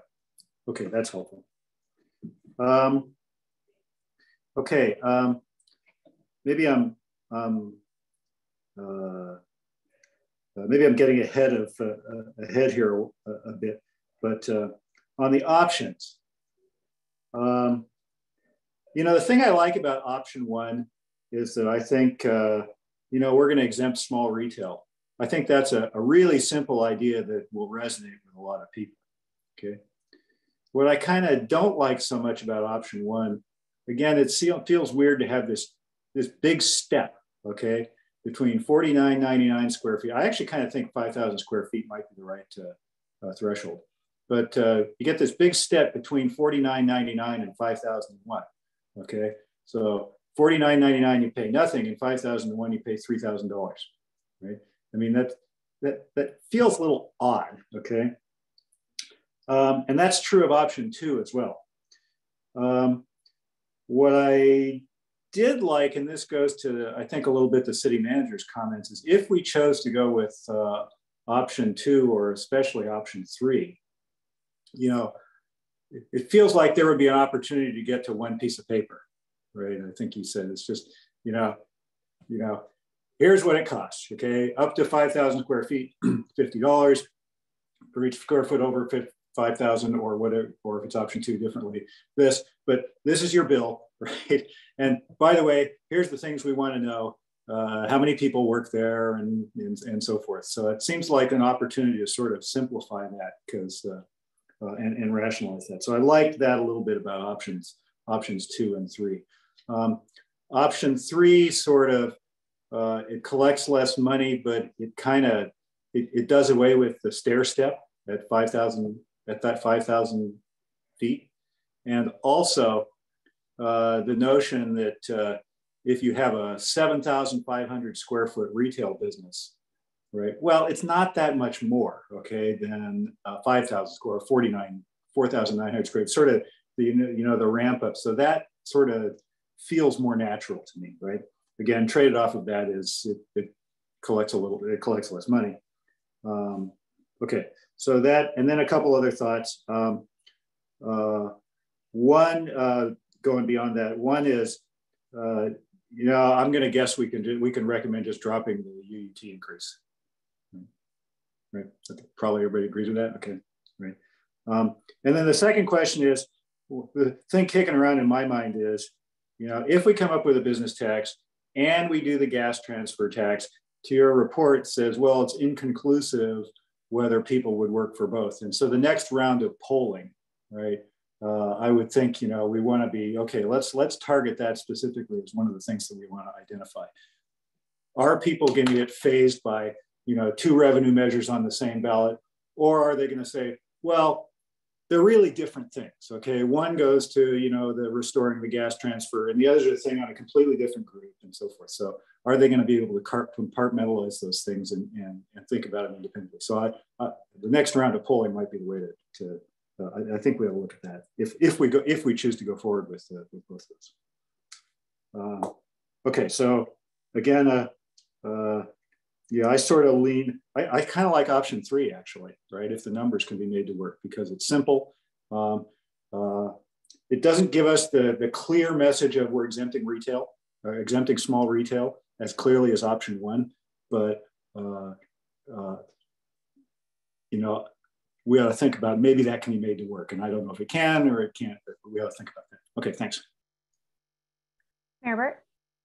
Yeah, so first I'll just follow up on some of the themes that Councilmember Philseth was talking about. So our current registry is that. It's not a tax, it's a cost recovery registry. It's actually not, it's voluntary in reality. It's not voluntary on the books. That's an obligation. When I had a business, I didn't view it as voluntary to pay it. That doesn't mean everybody pays it. But it's not, I think we should clarify that part. But I think if we don't need to incorporate that fee for whoever's exempted if they're already covered under the registry fee. We simply exempt everybody who pays a business tax from also having to pay the registry fee. I think that might be the simplest way that we could do it. Same outcome, but I think it's not putting that. If you put a tax on the small proprietors on the tax ballot, it's liable to undermine the tax ballot, and there's no need to do that. When we went through this in previous times, that was the big bone of contention was sole proprietors. And I think that may be where we have exempted the registry is on sole proprietors. But also we right now, we still have the registry fee on hold, or if we reenacted it? It's not on hold or not reenacted? It's on hold. On hold. Okay, thanks. So the concept of exempting the first 5,000 square feet, it's fairer. And we go back to this principle that every time you try and massage this to make it more fair, it makes it a little more complex, and you run the risk of support being diminished as a result. But there may, I think once again, let's find out from the next poll. And I'd certainly prefer something that's more fair if it has the support. And I also want to say that, you know, when we looked and we saw some of the exemptions, one exemption area, and we had a letter tonight on it, but I had brought it up briefly and regret not pushing harder on it, is for hotels, hospitality. They're paying 15.5%, or their customers are paying 15.5%. They're the pass-through agent, just like on sales tax. But I think we make too much of a distinction in those circumstances as to who pays it. If it really is the question of, will people continue to buy those services, or will it be diminished as a result of a tax? And then what are the contributions that are already being made to the city budget from that form of business, and how valuable is it to the city? And the hotels have been what funded the bulk of our capital improvement plan, and they're extremely valuable. We built that up over a number of years, and then we had 2 different increases in the TOT, and I think that there's a strong case for us to exempt hotels, and I'd like to. I don't know if we have the numbers of how many square feet we have in that. I don't think it's overwhelming. It's not insignificant, but in each case, we could make the decision to tweak up the tax rate slightly for whatever exemptions we have. And so that's a decision that we could make after the second poll.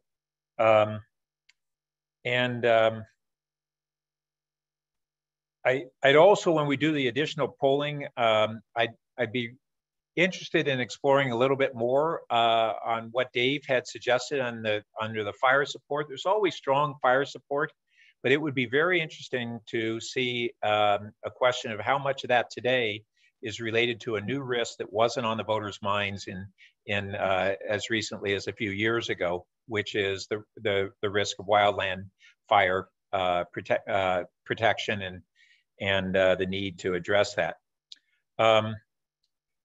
Also, I just wanted to mention on this issue, Dave made a good point on not everybody is familiar with the square footage per month. I realize I may be projecting my background and that of anybody who's paid commercial leases and rents. But on the other hand, I got thinking about East Palo Alto that enacted the essentially 20 cents a square foot per month. And they framed it as either a square footage, I think on the ballot, they framed it as square footage per year, but they didn't do it as percentage of rent in any way. And I assume on our ballot, we're not thinking of doing it as percentage of rent either. So I'd be curious going forward, which is clearer to the voter, the percent or the cents per month. And lastly, I wanted to bring up an issue that is also one that is a sensitivity to the stakeholders who would be paying the tax. And that is whether whatever rate we have, say we had 20 cents per month, but whether it should be broken up in 2 steps, separated by 3 years or whatever. I can tell you as a business owner that was sensitive to those kinds of costs, not having a big hit in 1 year mattered a lot. And on top of that, when we look at our uses, if hopefully a good portion of those uses are going to be toward major long-term things like grade separations and some of the affordable housing projects that wouldn't all have to be and able to be utilized in year 1, we could accumulate the dollars, but it's not so critical that we have that cash, all the cash flow that we'd get from a tax in year 1. And so if we did half the tax in the year after it's enacted and a half 3 years later or something like that, I'd be very interested in not just how that would poll, because I'm not sure it would have a big impact on the voters, but there are certain things that we would consider on this that are not based upon just how well it polls, but its impact on the stakeholders. And so I'd put that in that bucket. So I think that covers my points. Thank you. Oh, I'm sorry, one last one. Actually 2, sorry, I'll be quick. I'm a little concerned that it's May that we're talking about for the next poll, and I would like to hear why we would have to wait that long for it. And then I did have a follow-up question on the what Chair Cormack asked about on the demographics of the respondents and the percentage of Asian respondents.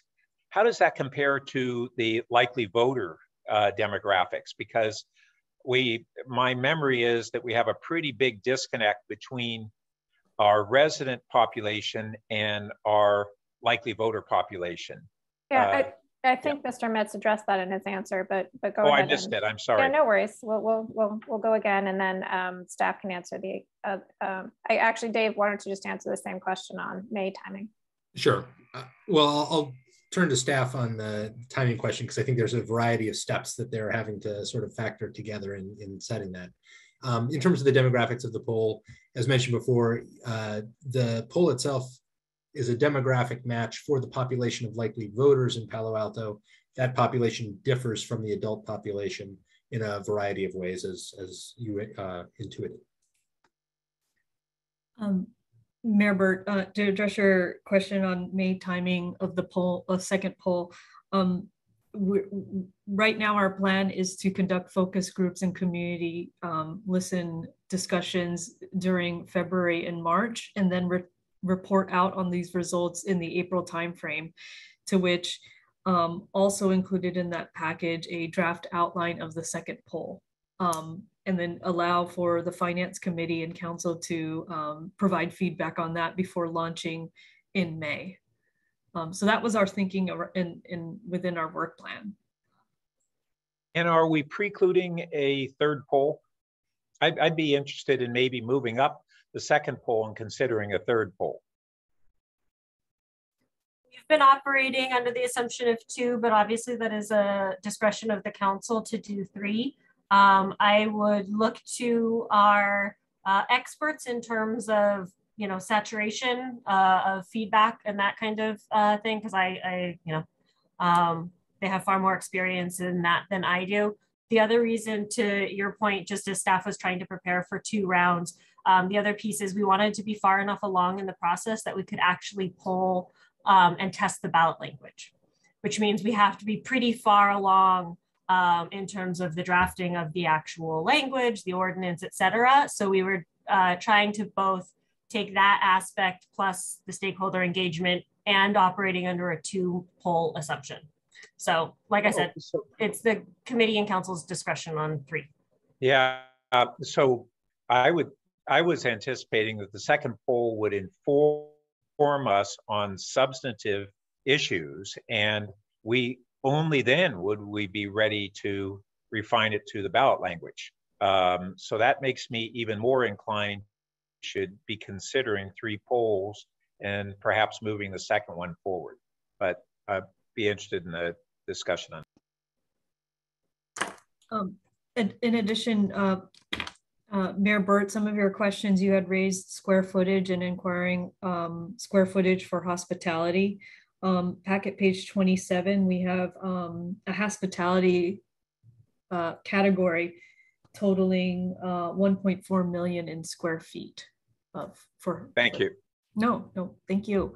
And then second to that, I apologize that I may have misspoke on business registry being voluntary. That's kind of one of the things that I need to fix there. But we did look up in the municipal code exemptions within the business registry program, which are, and for those who want to look it up at home, it's section 4.60.040 for home-based businesses, transitory businesses, nonprofits having less than 1 full-time equivalent employee, any businesses having one full-time employee equivalent, so sole proprietary businesses, and also religious organizations.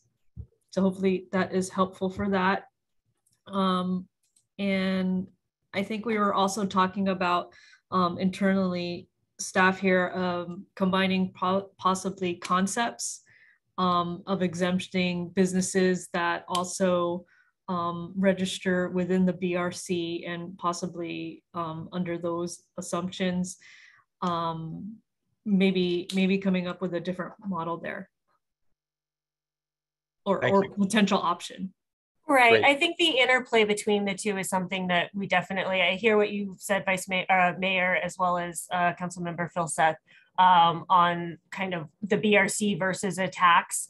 And I think we as staff, if that is, you know, if the committee and ultimately the council prefer option 2 or 3, we can take that piece of feedback under advisement to come up with some options for being created.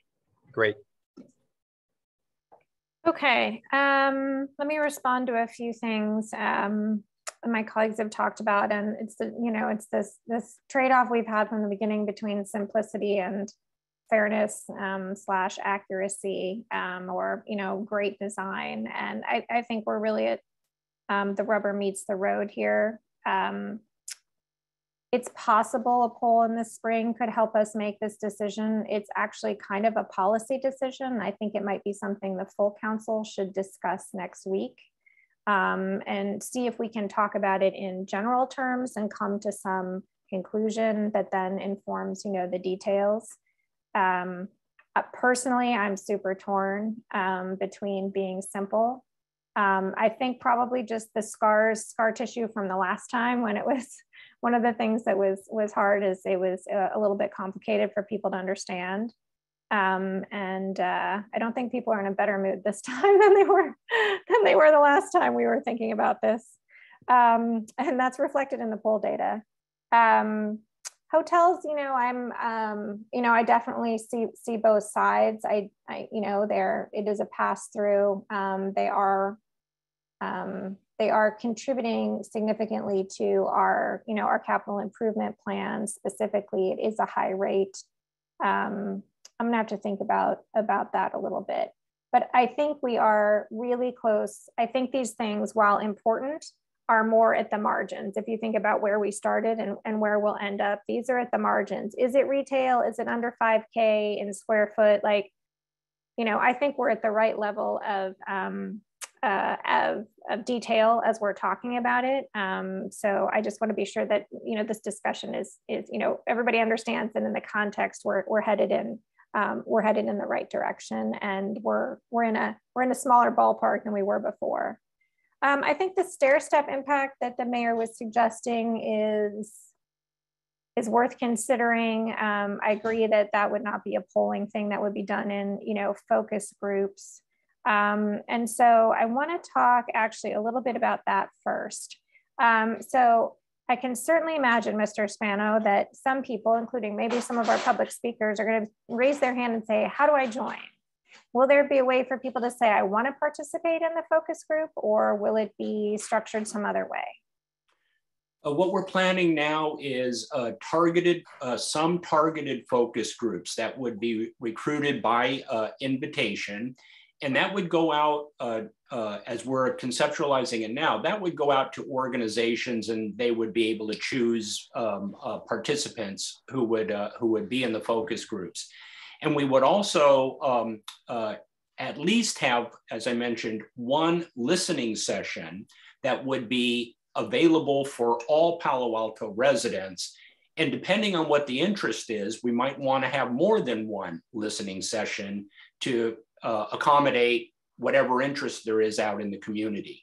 So at this point, if you have some feedback for us, Chair McCormick, we would love to hear that, because we are still working on the recruitment and invitation list, and would love to hear your feedback if you have any suggestions or preferences for us. Yeah, I do have a few thoughts in there. And the thing I want to start with is, when we did this with the library and we worked with both, FM3 and Lou Edwards at the time, what I recall is the person who ended up being the chair of the campaign committee is some of the things that were learned in the focus group. Some of the phraseology was really crucial and important. Mm-hmm. So I just want to start by saying that I think this is a really important part of the process.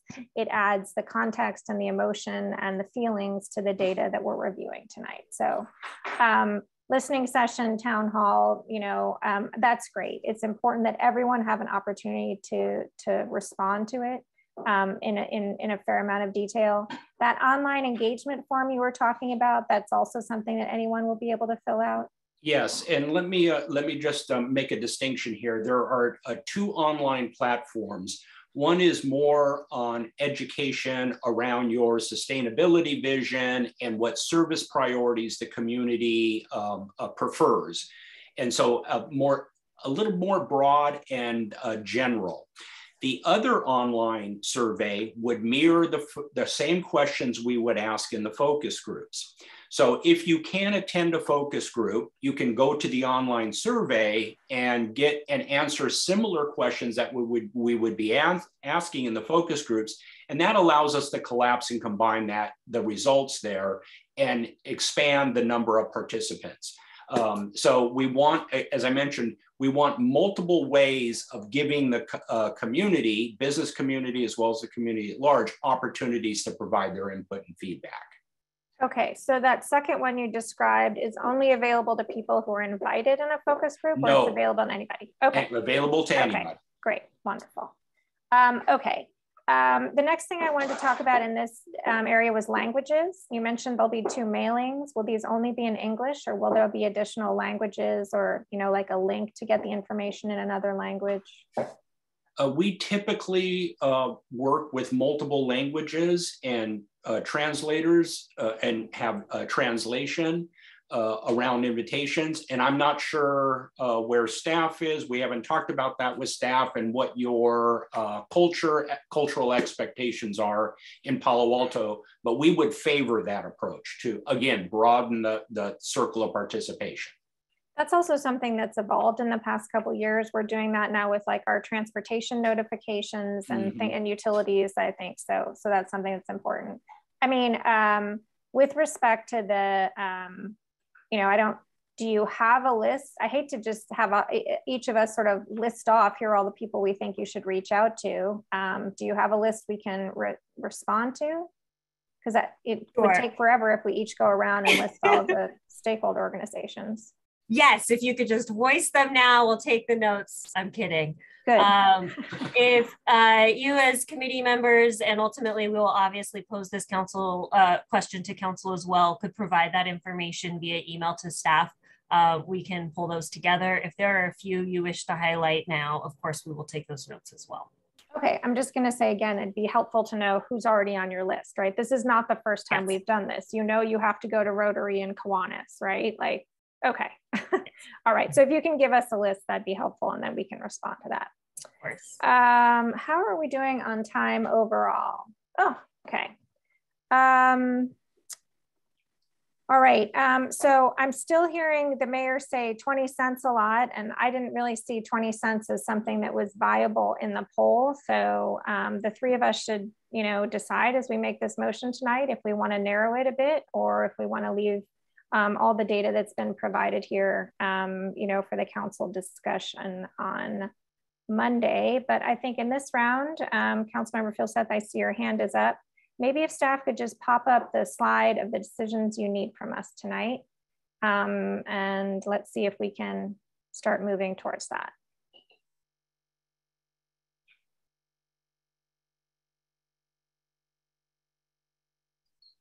As we get towards the end of this lengthy, there we go. All right, Councilmember Philseth, your turn, and comments to this, welcome. So yeah, so a couple of things. So first of all, the mayor brought up and you talked too, and I saw on the subject of a hotel exemption. And so on the one hand, I think we want to be judicious about sort of, you know, how many exemptions we define. But I think the argument that the hotels already pay a business tax basically is a compelling which other businesses don't pay. I think that's a weighty one, and I think, you know, Councilmember Cormack or Chair Cormack's point that it's a pass-through, I think that's important because it's not exactly the same. So, but as I think about it, you know, if we were to, say that there were no hotel tax right now, if we put a business tax on hotels, my guess is they would pass through at least some of it to their customers. So I think that, you know, they're not completely decoupled, whether it's pass through or sort of their business model.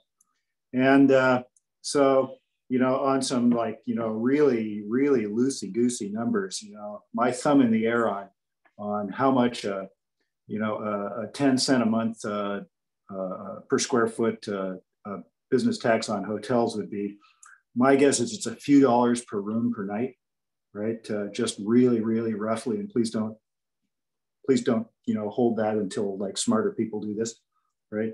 But so that's kind of on the same order of the last increase to the hotel tax that we did, at least the same order of magnitude. So my leaning is I'd kind of be inclined to support an exemption for hotels. Again, they already pay a business tax, which nobody else does. So I think that one is one that I think we ought to consider. Okay, as far as you know, what range?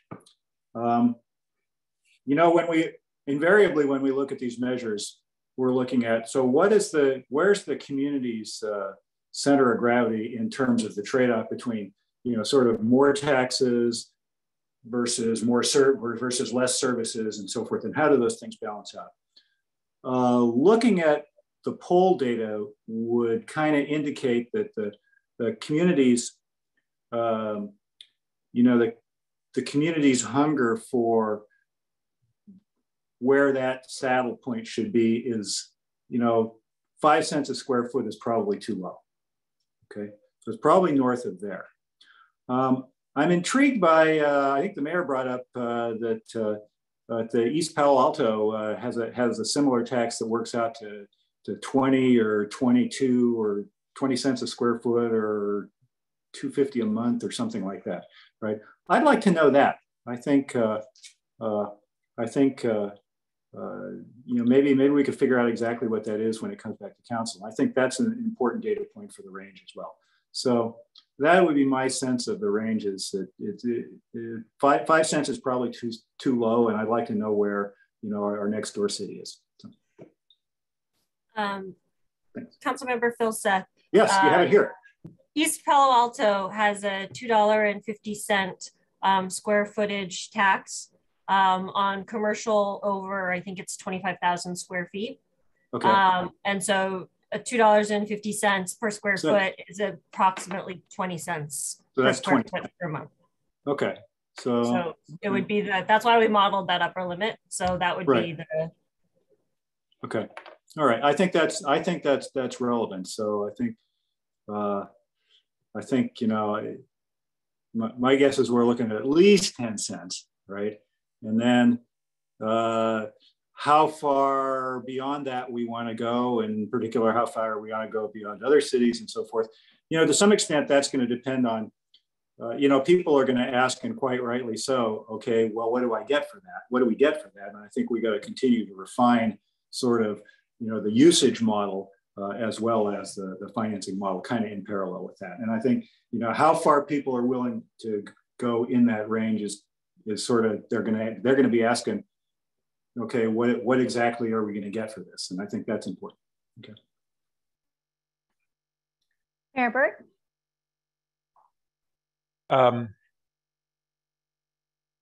Yeah, one of the things that I was thinking more on the next poll also is the relevance of comparing what we may charge to a couple of comparisons that may strike the voters as making them more inclined to support our proposal. One is a comparison to East Palo Alto, and the other is to San Francisco, which even at the upper end of our range, we'd be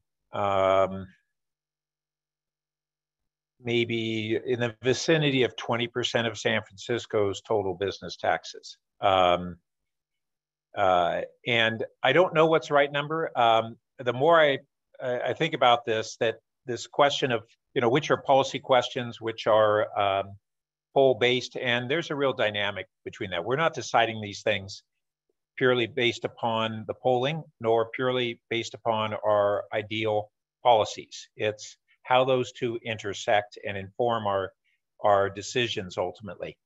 And for that reason, I go back to that I really can't see us being ready to have our best decisions on ballot language proposal for the next poll.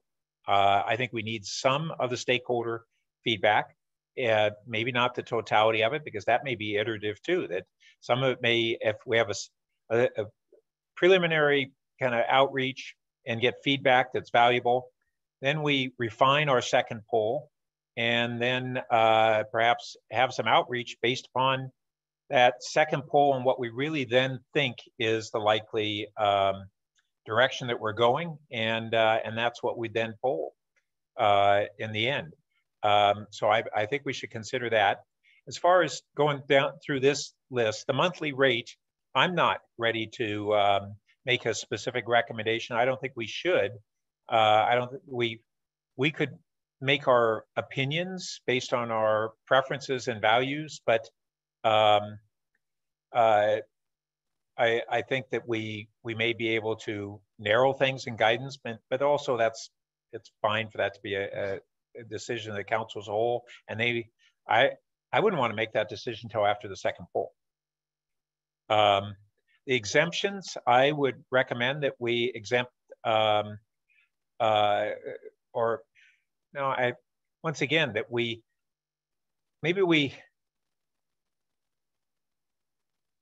reframe how we frame all this following. It's not a decision that we're recommending on what should be the final form. It's what we're placing now our direction on. And that's what I feel comfortable with doing right now. And I think trying to force it into decisions that are premature is not going to fit well. So if this first thing was, we recommend that the tentative focus of the business tax or something to that effect. And we try to narrow the process, and then we could put that, you know, we could say we want range. Under exemptions, I would recommend that we exempt small retail, groceries, hotels, and the first 5,000 square feet of taxed businesses.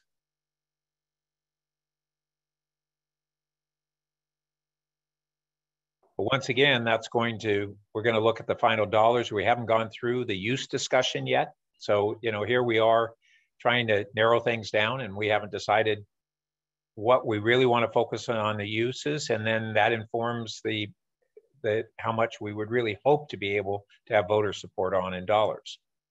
Can I ask a clarification? What's the difference between the first 5,000 square feet and small retail? Oh, because there are businesses that are below that are first. It's the first 5,000. So right. Small retail would be exempted fully. Right. And where you draw the line on small retail, I'm not sure. Oh, okay. So yeah. You're thinking small retail could be more than 5,000 feet, 5,000 feet. It could be, but we aren't necessarily decided also on whether we are going to exempt all first 5,000 for everybody too. So do we say first 5,000, and we have another question of, do we have first 5,000 for retail or for everybody? Okay, so that was what I was wondering, because if you do the first 5,000 for everybody, then don't you cover retail as well, or sort of how does this work together? Thanks. So on a couple of the easier parts, I think that I'd support the CPI, and so just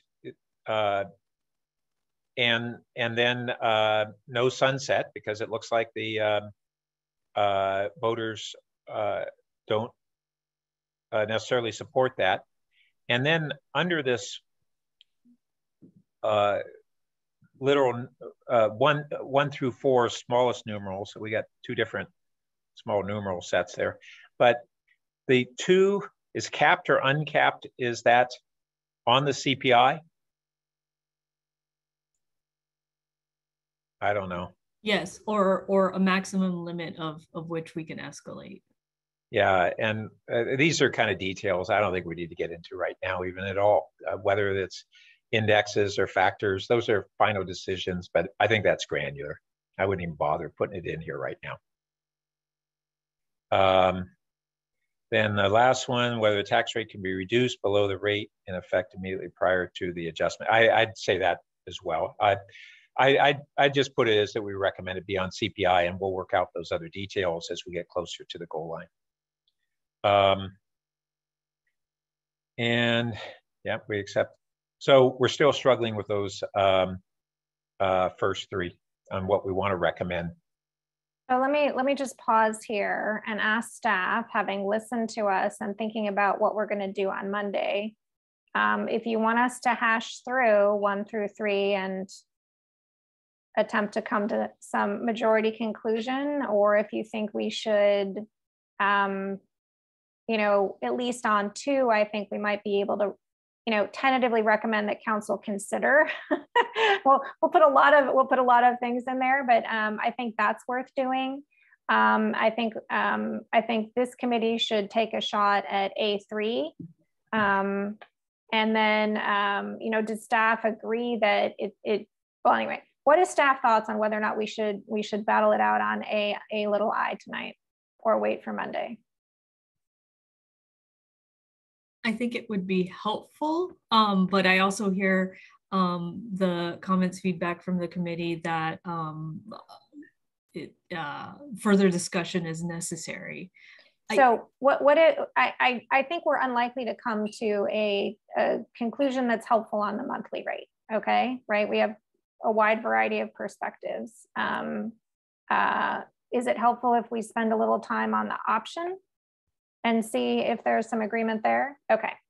All right. So Go ahead. Sure, sorry, I would just say, recognizing that we won't necessarily find, we may or may not find consensus, any priority rankings that this committee can provide to the council for their consideration, preferences of, a rate between blank or blank, or even say, don't change the rate, continue to evaluate a rate between blank and blank tentatively. I think just in general, being able to communicate priorities, where we're at in terms of as staff going to continue to analyze is helpful, both clarity for ourselves as well as for the council in terms of getting the benefit of the full discussion that the committee's had here to even just confirm maybe no change. Okay. Well, so, on that last one, can I ask Dave a question that may help on that, just that one that is being discussed there? Which one? Is on the range. And so we had on the 3 different tiers of percentages, and we saw very strong support for the lowest tier and pretty good support for the middle one. Do you think that the middle tier level of support is one that we should have a strong confidence in?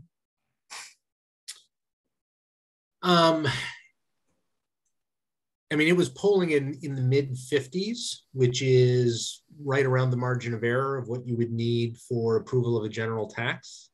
I certainly would not, based on the poll, I would not be confident in a higher amount.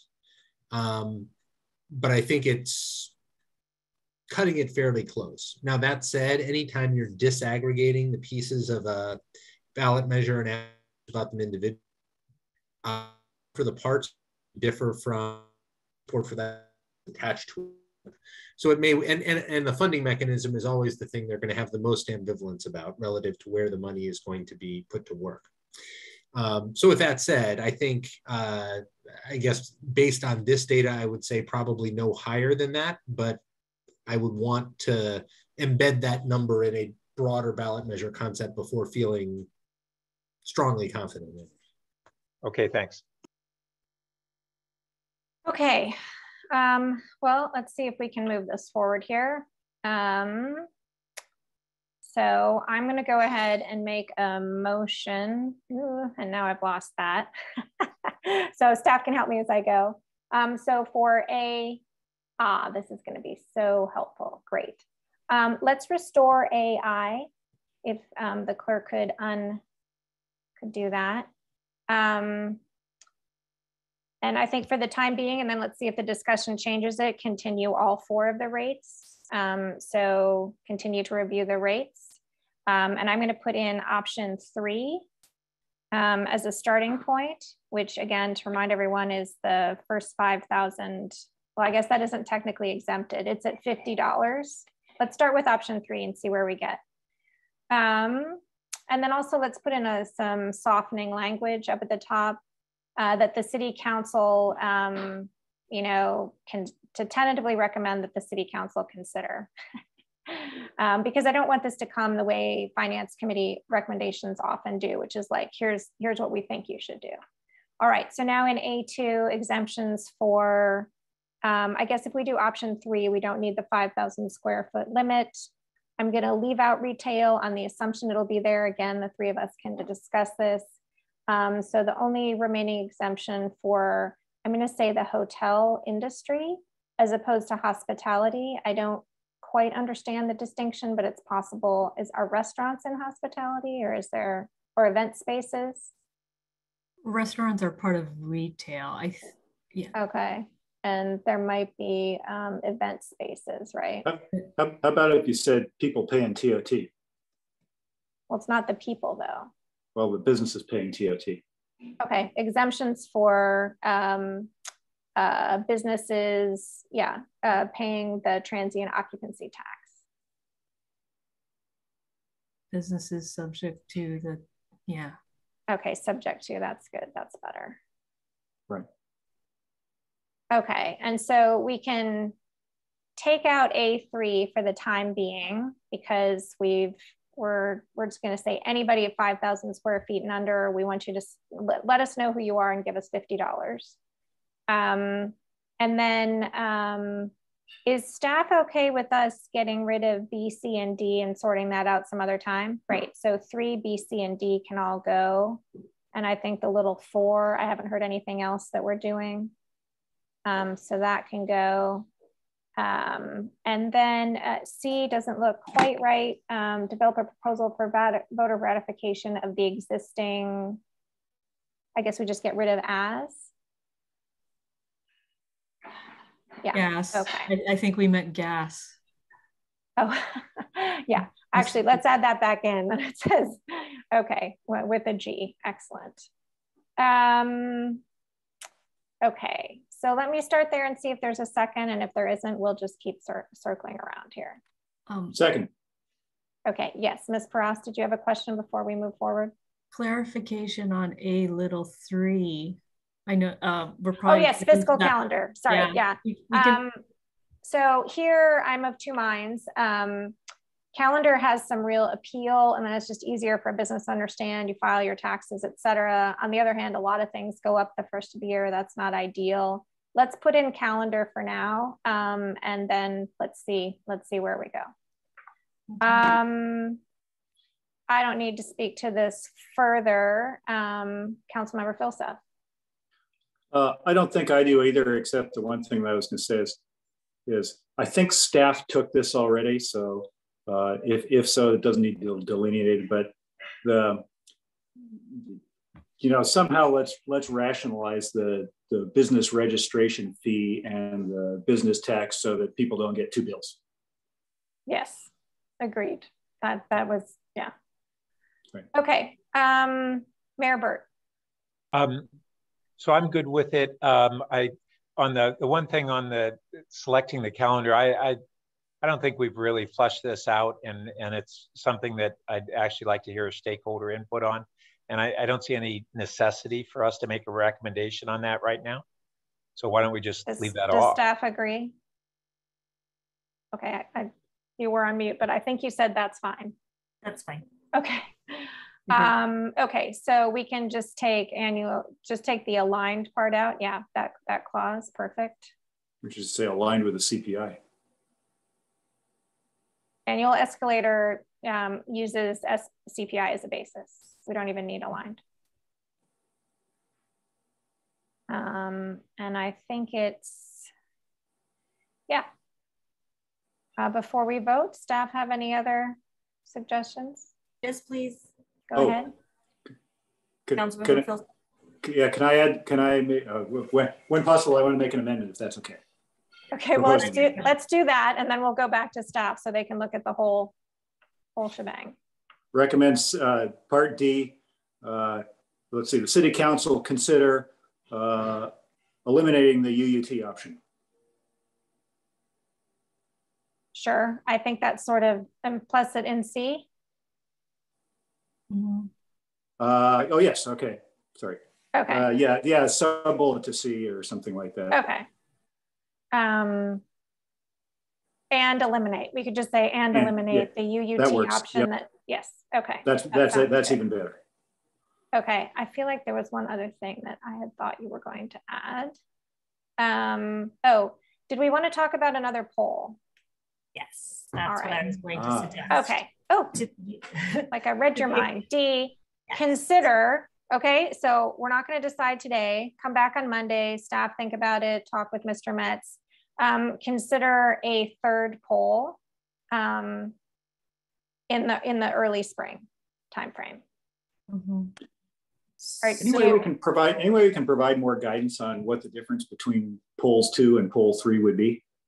Well, poll 3 is going to be about the ballot language, right? That's your listen, are we going to actually put this on the ballot? Do we want to spend the money and the time to think this is going to happen? And 2 is going to be, this is what I'm thinking. 2 is going to be, hey, is it 5 cents or 10 cents or 15 cents? Are we doing it with the utility tax or not? If we put them both on, sort of like, one more pass at what is the right level of tax, okay. And should we do 2 at a time, which is separate from the ballot language, which is really long and complicated.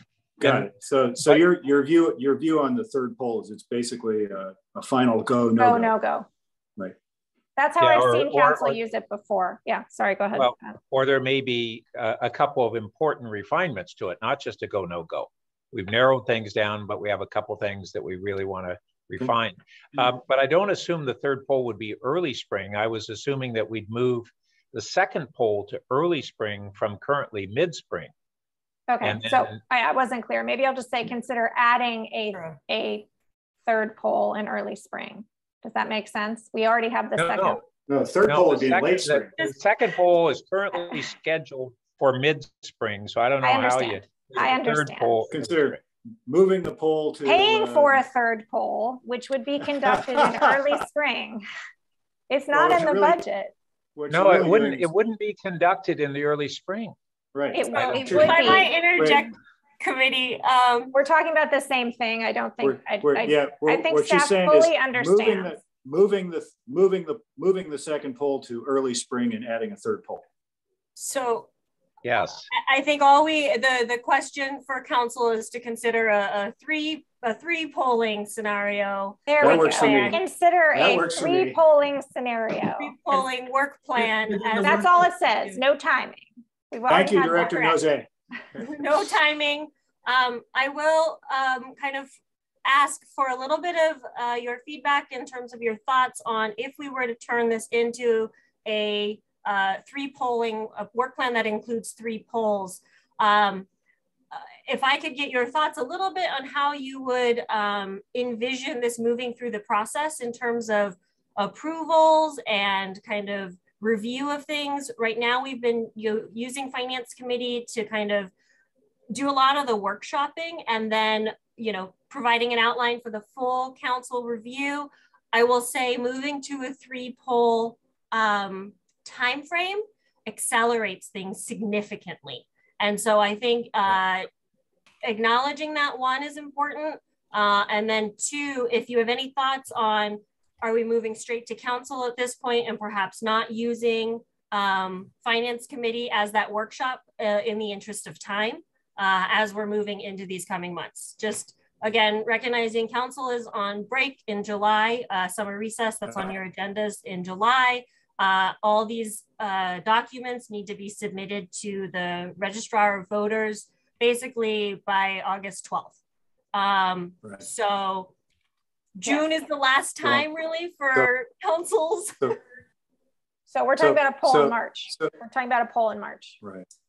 Yeah. So again, and then a poll. High level spitballing thoughts on kind of governance, I guess, right. As we move. So council certainly needs to see certainly needs to be involved in the second poll. I mean, the third poll, could that conceivably go to finance and then on consent?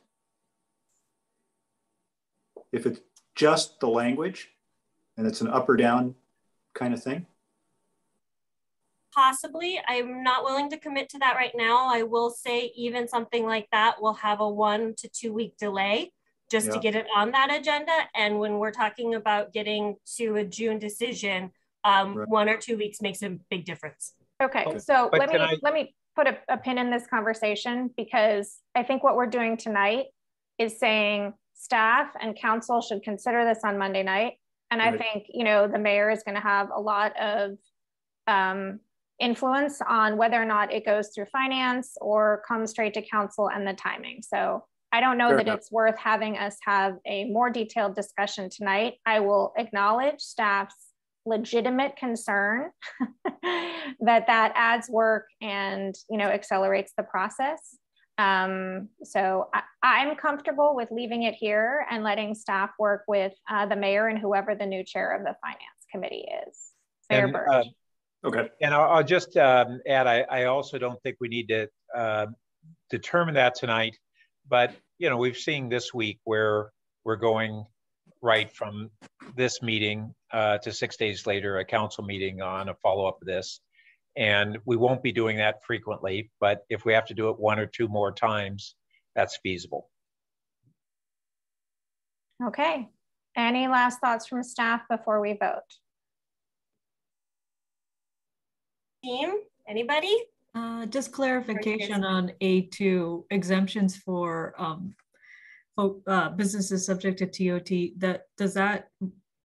is that in addition to what's also on the table per council's direction? Oh, grocery stores. We forgot about grocery stores. Oh, yeah.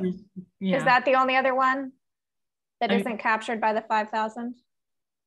Yes. When you say small retail, we're not saying small retail. We're not doing that, right? Because we're going with option 3.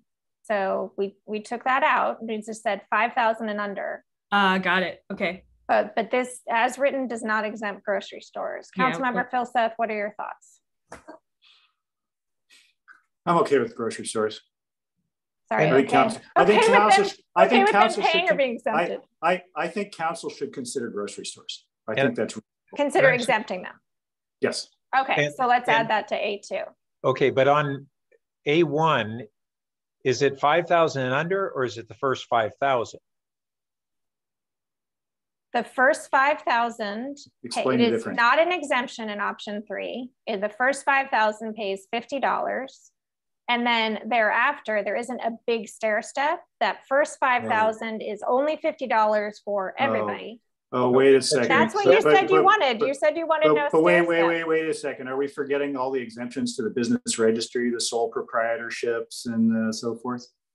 Those will be incorporated. Wait a minute. When I tried to ask this question, and Chair, you said 5,000 and under, and I thought it was an exemption of the first 5,000 square feet of any business. So right. I just wanted. It's not, right, staff? It is not. So sorry, it's 50. It's not 0. It's 50. Okay. If you want a pure exemption, that's option 1. Well, first, the 50, I continue to strongly favor that it's not a $50 fee under the business tax. It's just a continuation of the registry fee. Right. And I would support that. Okay. And then we have a second question, maybe we don't have to resolve it tonight, is this thing that Councilmember Philseth brought up, which is, should there be this step that if you're 5,001 square feet, you pay for all of that, and if you're 49.99, you pay nothing? Or is it that up to a certain point, your first X amount is exempted square footage? Now, if you had that and we wanted to keep the same amount of revenue, then the amount per square foot of that square footage you occupy above 5,000 would have to be a bit higher. That's right. But option 3, option 3 gets rid of the step. Option 3 gets rid of the step. And but I am also not making the assumption that the mayor is that we will, because we've let go of having to raise a certain amount of money, that if we have $50 and we do the stair step, I am not assuming we're going to change the 5, 10, 15, 20 cent rates to accommodate for that quote lost revenue. Well, I mean, the council is going to decide whether it's 15 cents or 10 cents or 25 cents or 5 cents. I understand, or 30 but cents, right? I don't think we haven't been discussing targeting a specific. We've stopped talking about how much money we're raising, right? And I believe that what I said was that if we were to maintain the same revenue, we would have to do that. Right. Okay. Right. So we all understand what we have in AI now. I'm comfortable with that. So. Okay. It's a consideration to take into account. The one thing I think, I'm sorry, we have forgotten, and I think it is important, is we need to discuss and decide or somehow address what we are going to spend this on. So uses of the funds. So how does staff want us to address that? Because we didn't really have that in the report today or in the decision. Is that something council can discuss on Monday? Or is there a better forum? We highlighted it in broad terms. I would say that as part of the work plan, if you notice in the timeline, we are going to use the engagement and stakeholder to help inform a more solidified picture. So I would say we're not necessarily looking for specific direction on that in this moment.